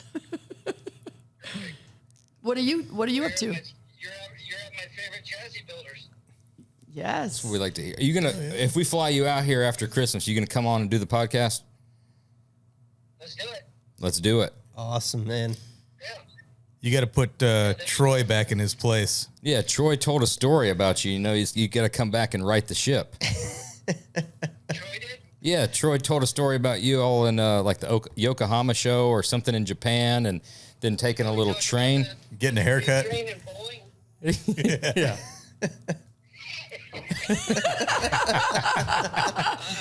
I will admit to it. It's all true. It's all true, huh? Yeah, you got to come back on and right the ship. Chip, you have the best laugh. I love your laugh. Thank you. Are you in California? Yeah, I'm actually just about home. All right. Well, have a good weekend. We're gonna set it up and have you on as a guest. Now that I got you to admit it in front of everybody, you have no choice but to do it. Okay, we'll do that. Let's do it. Awesome, dude. Thanks, Chip. Thanks. No problem. Thanks for calling back. I didn't want to. I feel like you guys want to ask him something crazy. She got really peer pressured into calling all of her friends while we were drunk. I'm like, I don't want to call Foos. He's busy. He's like the busiest man alive, and I don't want to. This is high school all over again. People are more important than projects, so I like talking to Aw. people. Awesome, Well, dude. thank you for calling back, and All right, you guys have fun. You too. Thanks, dude. Have a good Talk to you. weekend. talk to you soon, Foos. Talk to you Have a soon. good one, man. See ya. Lots Bye. of love. Bye. I got a lot of hope and anxiousness for Chip over the next 5 to 10 years because I think he's just finding his groove. Totally. And now he's It's gonna be a hell of a trajectory. a lot freer. That's where He's a lot freer. Yeah. It gives me chills. He's like a lot freer. Yeah. He's happy. Like, when you're happy, you can Right. thrive. Like, you can really thrive. And Yeah, those chains are broken and it's time oh my gosh, time to get after it. And when I heard that, I mean, Yeah. dude, He hasn't done shit yet, so Yeah, Chip. Yeah, he's just getting started. Yeah. just an unbelievable talent. I mean, it's mind blowing. to watch him, and he would pull many sleepless nights in a row. The Chevelle, the 71 Chevelle, the first car we ever built on Overhaulin was he didn't sleep that whole week and just kept perfecting it, making it better and better and better and better. And we're like, you have to sleep. And no. And then when we were doing Lance Armstrong's GTO in Austin, it was crazy. He literally didn't sleep for 7 days. He would take a little nap and wake up 30 minutes later. He's like, I had this idea, the valve covers, they need to have the Livestrong bands on them. And Foos, you have to sleep. But he couldn't because he was so inspired and so passionate and such an artist. And the wheels are always turning. Yeah, when it's in there and it has to come out. Yeah, it doesn't matter about that's what it is. It has to come out. Right. He has to and I'm sure you guys do that too, where it has to come out. You can't block it. You can't turn it off. I've got just an unbelievable amount of respect for guys like Chip and Dave Kindig. I mean, love him for those are two dudes that their celebrity status hasn't changed a damn thing. I mean, it didn't water it down. It didn't water it down. They didn't turn into fake people. Or I mean, it's They're not nothing. I mean, acting. they are just so true to themselves and such talented dudes that it's. Dave is amazing. Yeah, Dave's Also, a fucking. I don't know where badass. Dave's energy comes from. Oh my god! It's got He to be is cocaine. such- I love Dave. Or maybe he likes tequila like Dude, this. I love Dave, and I mean we talk pretty regularly. But Oh yeah. fuck, where the hell does he get that energy? I And mean, it's nonstop. He's got to be 10 years older than me, and I'm like, God damn. Oh, we went and hung out at his booth at SEMA. I don't know what Thursday night, one of the nights. And it was one of those long days. Like it was a busy ass day at the show. We had meetings all day, and then we didn't leave the booth. We never had lunch. We didn't do anything. We didn't get out of there till like 6:30 at night. Kevin's texting me. He's like, "Hey, come by the booth." So we all go by the booth, and they've got like their little private party thing. We walk in there, grab a couple beers, and for us, it's kind of like. Let's grab a couple beers. And Dave comes over and he's just, on the chip. Let me show you this. This is awesome, man. And you're like, Such personality. dude, you've been doing this all day long. Yeah. Like, it's just us. Like, let's just chill for a second, And I'm like, where do you get this energy at? Amazing. Dude, it's awesome. Yeah. And Charity is so cool. And I think that's a big part of like Charity lets him be himself. Mm-hmm. And that's important to have a partner that lets you be you and just lets you shine and supports Instead of you. trying to Instead of the opposite that we were just tweak. talking about. Yeah. Or blocking you with your ego and weird stuff. Like she just trusts him and lets him be him. And we were Linda Vaughn and I were doing an appearance in Pittsburgh like 2 years ago. Kindig was doing an appearance there. And afterwards we went to dinner. Linda went to bed. I went out and I was kind of hanging by myself. And I ran into Kev Dog and Kindig and they had their wives with them, and they were like, hey, you want to hang? You want to go out? You want to gamble? Because we gamble there, and I was like, yeah, but I'm kind of thinking like I don't know if that like am I wanted here? What? And Charity's like, Courtney, take him out, have fun, gamble. I'm going to bed. But she's super cool. Like she's a supportive woman who like lets him shine, and you need that. Yeah, Dave's a rock star, man. And he's insanely talented. Crazy Absolutely. talented. Like at the top of his, like, I feel like Foos is the legend, but Kindig is up there. Oh, 100% he is. Yeah. And what he's doing, that Corvette thing he's got going on. With you guys. Yeah, but we can't take any We do the credit easy part. for that. We just make the thing that goes underneath it. The style and the sex and the functionality of that car is, dude, it's so awesome. How many are you building a year? I think Dave's doing Right. like We've got 14 chassis so far, and I think he's going to be right there, that 20 a year-ish, whatever. That's a lot. Yeah. Fuck yeah, it's a lot. How long does each one take? I don't know. I mean, for the Dave chassis question. part. the chassis part's pretty quick. Yeah, we can knock the chassis part out pretty quick. Like, what's pretty quick? I'm just curious. I mean, there's two different things. There's from when you order it to when you get it. No, Or there's the build. physical build. Yeah. I mean, actual man hours, you're probably talking 100 man hours. But I mean, that's split between a bunch of different It's a lot. departments. It's like an assembly line. Yeah. But the way he pulled that together, I mean, the style. It's gorgeous. That car is absolute Gorgeous. Just sex, man. I Yeah, mean, he's It's totally Right, sex. trade your T-Bird in for one of those Oh, white one. I would. Well, I would just buy one. I'd just keep Yeah. my T-Bird forever and buy one of those. How cool was it that Chip Foose said, I mean, duh, about the work you guys do, but pretty cool to hear from, like, okay, can I ask a question? Yeah. What did it feel like to have Chip Foose recognize you as the best builders of chassis? It's weird. I don't know how else to describe it. It's weird. We've talked about that internally, and it's difficult because just like we talked about at the beginning, you can never like sit back and be like, oh, that's cool. Somebody said that, because you're always thinking about how to be better and how to do this better and how to, you get so caught up in the, we need to be building these cars this way. We need to do this from the business standpoint. We could do this better from the car build standpoint. We could do this better from the chassis shop. We could do this builder. And then as soon as somebody gives you a compliment, like it's almost, I don't know, it's counterproductive because you're like, I mean, that's nice and all that, but we should be doing this so much better. But I will say there's been times like, it was like 5 years ago. It was on a Sunday afternoon. I'm outside doing something in the yard and something like that, and Chip calls. And I think it was a weird holiday. For some reason, it was a weird holiday, and Chip calls, and he's like, hey, Josh, this is Chip, and all that stuff. And it just dawns on you at a second, you're like, Oh, shit. Chip Foose is calling on a Sunday to ask about a chassis and something like that or whatever. And it didn't happen before, and it hasn't happened after, but in that moment, for some reason, whatever the timing was or the thing, it just hits, and you're like, Wow. damn, that's really cool. That's really cool.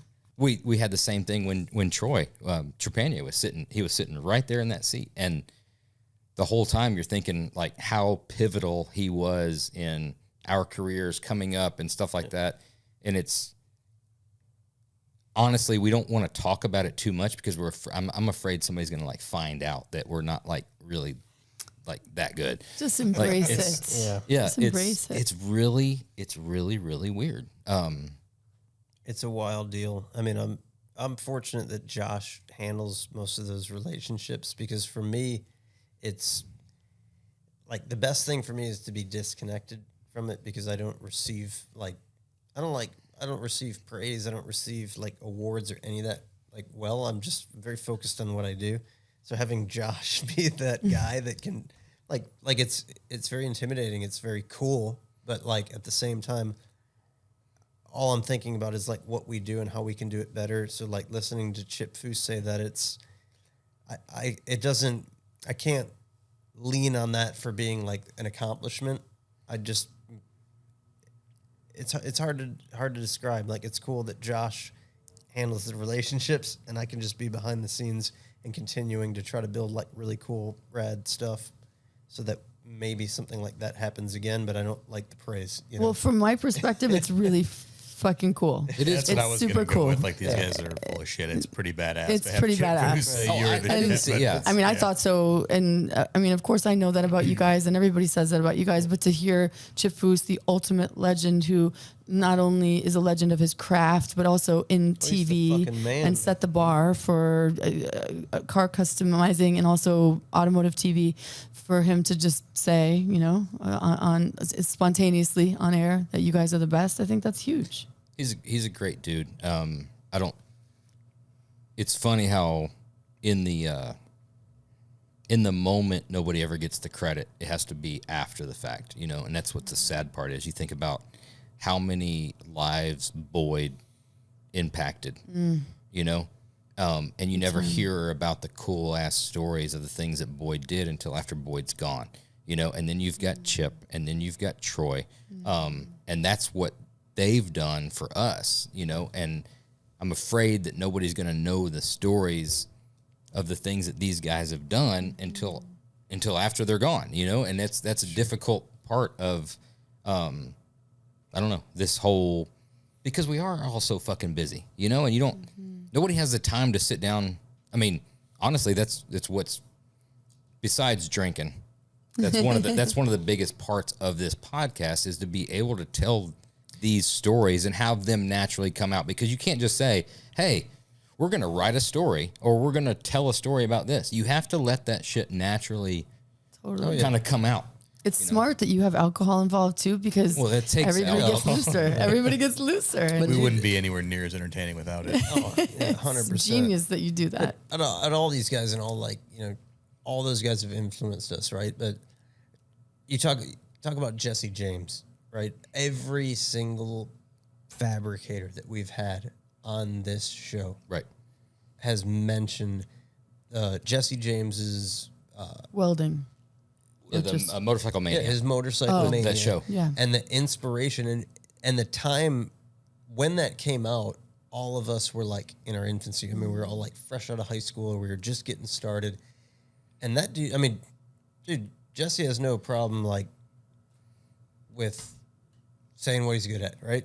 That's why he won't get the credit he deserves. But Jesse is, I mean, dude, honestly, if he looks at and listens to all the people that he has inspired and the level of craftsmen that he's inspired, it's pretty fucking unbelievable.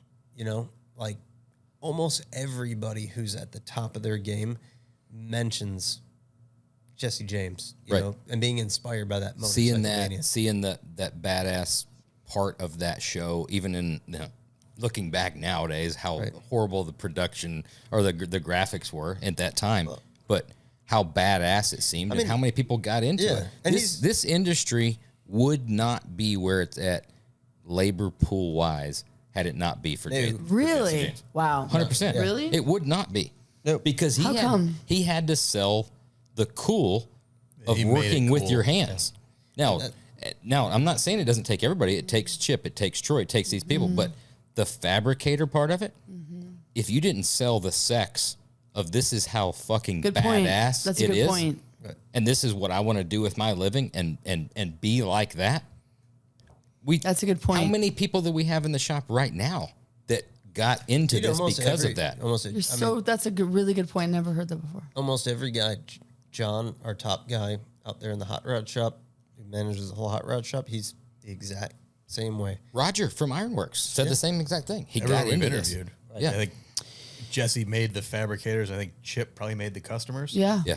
That brought it on TV and made it cool to have those cars and created the want for them. And Jesse created like the badass guy guy to in the build 'em. shop to build them. So it's the two of them probably insanely more than they can ever even imagine changed our whole industry. Or created our industry almost. Yeah, they created it is what it is. And like the difference is that like Jesse knows he's fucking cool, right? Like But think of it. Chip's humble. And Chip's as humble as it but gets. Chip's Chip's like a god. You know, But do you know what is is the wildest thing about what you're saying right now? Chip and Jesse both work together for Boyd. Right. Yeah. So that's the So peak. who really? Boyd's the unsung hero. So Chip worked for Boyd, Jesse worked for Boyd. They worked at the same time with Little John. I mean, like, who gets the? You don't get that type of credit until after, because again, back to the ego thing. All these guys and women in this industry have that ego to where they're not going to sit down and have like this type of conversation or just be friendly with somebody and be like, you know what, you're the reason why me and these other 13 people are even in this. And they don't talk about it until after the guy's gone, because then it like, you know, I don't know why that is. Is there it's like ego, like not being able to be. It's the same thing as like not being able to tell someone you love them or whatever. It's like you can't be vulnerable. They can't be vulnerable. But then after they're gone, they can be vulnerable because now there's not that pressure. There's not that awkward. Oh, I always loved him. He did this. Yeah. And that. But it's Tell like, him why he's there. tell him why he's Is there somebody that would have been like a role model for you? Like when we look at Chip Foose, Jesse James, Troy Trepanier, when you were getting into the industry or looking, like trying to find yourself, was there somebody that was like, oh, damn, like this fucking chick's got it going on. Like this is what I want to do. It wasn't even necessarily just women. Like I've just been inspired by people. You know, like I was inspired by my grandma's work ethic. I was inspired by my dad. My dad won 27 national championships in SCCA racing. And like, I always found him to be a badass. And as a kid, like I never saw him lose, you know, and like, I remember seeing my dad lose that like, I can remember like one time. And so I was always intrigued, like my dad's a winner. And then my dad had he was interviewed in Sports Illustrated in 76, I think. And it's a long article. It's like 12 pages and it's a really amazing read. And I love it. And it just tells the story of my dad. But they asked him in there, they said like, what's the difference between winning and losing or winning and not winning? What makes a winner? And he said something like, when you think that you've given all there is to give, you have to dig deeper and find more. And so those words always resonated with me. And my dad is a hero to me and I am inspired by him, but I'm inspired by people like Oprah, who did what she did as a Black woman and produced all this content and was an actress and was probably the best host ever. I'm inspired by Ryan Seacrest. He was one of the big ones along my path because we're I think around the same age. He's a little older, but I was one of the top 10 to host American Idol. And so, of course, that was a really cool moment for me. And then it went to him and Brian Dunkelman, and then it was just him. But I listened to him every day. It's got to be one of the hardest working man. He's the hardest working man. Yeah. And I watched him grow. Like I was right there watching him grow, listening to the radio every day, like listening to him on air every day. And I thought he was the most amazing host and interviewer. And I could tell how fucking hard he worked. And then as a producer, like I would say Ryan Seacrest is among the top like inspirations to me as someone who's producing now and as a host, like he's probably at the top. And whether it's Ellen DeGeneres or just the people that I've seen. Bud Brutzman inspired me. Like I watched Bud every day and I was like, see you're dressed in all black. I am representing Bud today. I just gave a little speech the other day at the MagnaFlow dinner and I was like, Bud, because he's sitting right in front of me. I'm like, you gave me my start in automotive TV. You believed in me and I'm so grateful for that. And then I looked down, I'm like, Foos, because he was sitting right there. I'm like, I was so honored to work with you. But like Bud inspired me where it made me think, I want to do that. And I feel like I can do that. And I have a vision and I'm going to carry it out. So a lot of people along the way, but not just women. Sorry for the long roundabout. And Chip inspires me, you know, not the car building side of it. I mean, I absolutely loved watching all that, but just his tenacity, his focus, his ability to do what he loves and make people happy and change lives and inspire so many people. That all inspires me to hopefully do the same in some capacity in my own craft. Well, as we finish up and get done with this, I don't know, 17-hour-long podcast or however long it is, of just basically it's just a drink. It's just a drink fest. But I will say that I am blessed, and I know you echo my statement that for the most part, being in this industry and meeting your heroes and meeting the legends overall has not disappointed. And that's you can't say that about most things. We have to talk about George Barris. I mean, George Barris and maybe some of the cars were quirky, but like he was a huge influencer and pioneer in all of this. And the fact that you could take a car and fuck with it, screw with it, right, you know, and customize. He took a chance, a big chance with that. He's a dude I've never met. Never met him. Never met him. He was so funny. What was he? He was so funny. 3 months ago, 4 months ago. When did he pass? No, 7 years ago. 7 years ago. Yeah, it's like 7 years and 3 7 years ago. You're right. Because I just posted a picture. It was like on this day and it was 7 years ago. But I was like, wait, he didn't die that day because I'm in the photo with him. And then I looked it up and it said he died 7 years ago. And then it was like 3 months later so I just posted it. It's in my, I have to show you because it's cute. He was so funny. Yeah, neat guy. It was that long ago? Mm-hmm. Yeah. 7 years ago, and it was so sad. Dude, you don't realize like how long we've been doing this shit. Do you know he was born in Chicago? Was he? Right here. 1925. Damn. Okay, so check out this picture. We were doing a car show in Canada. I went to something else. And the Muscle Car and Corvette Nationals. And he says, it says no pets, please.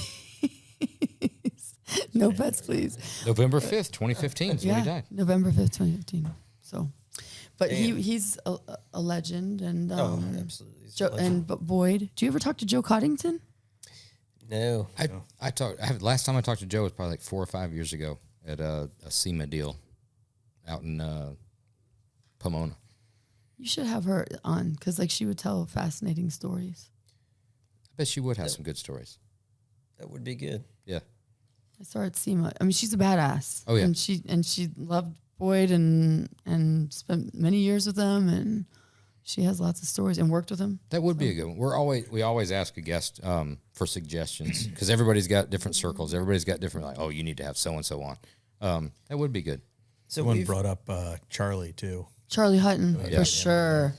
And he's so nice. Yeah, Charlie's she's a fucking sweetheart. Charlie's the nicest dude. Could be nicer They've if reached it's out your already. house. They're from the dashboard the other day. They've reached out. Yeah. There's been contact. They're trying to lock down the dates.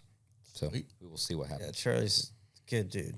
What's Charlie doesn't want to work near as hard as he has to for the last 30 fucking years. Like doing a podcast is the last thing he wants to do. Yeah. He put in plenty of hard work. Absolutely. But he's such a good guy and so nice. He would totally do it for sure. So you heard that, Charlie. Yeah. You have to do it. Charlie, now. you have to do it. Yeah. We should blow him up right now. What time is it Yeah. now? What time is it at night? Oh, it's only 9. So at his time, he's in Idaho, Utah.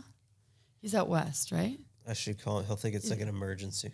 This is Oh, gonna. shit, I haven't we're heard gonna. from him in years. This is gonna be called the sleepover episode, where we just like just prank calls. We're Start just drunk dialing celebrities. Let's order a pizza to somebody's house. I will say this, Courtney, you're the only guest that's probably just about drank us under the fucking table.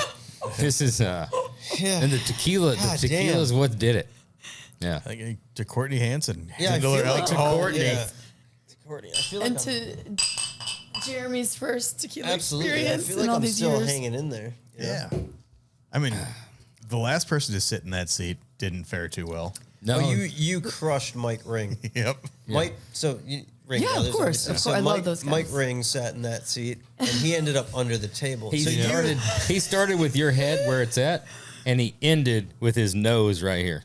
I love Mike, that you guy got so out much. drank Yeah, by simply Courtney Hansen. Jim. simply put, Courtney Hansen drank Mike Ring under the table. So here's the thumbnail. Literally. Courtney Hansen outdrinks Mike Ring from the Ring Brothers. What? Thanks again, Courtney. You can check out CourtneyHansen.com or follow her on social media at Courtney_Hansen. If you're still here listening to this, God you bless might be that. Hey, this was pretty. Hey, Courtney. Hey, Courtney. Now they're definitely gone.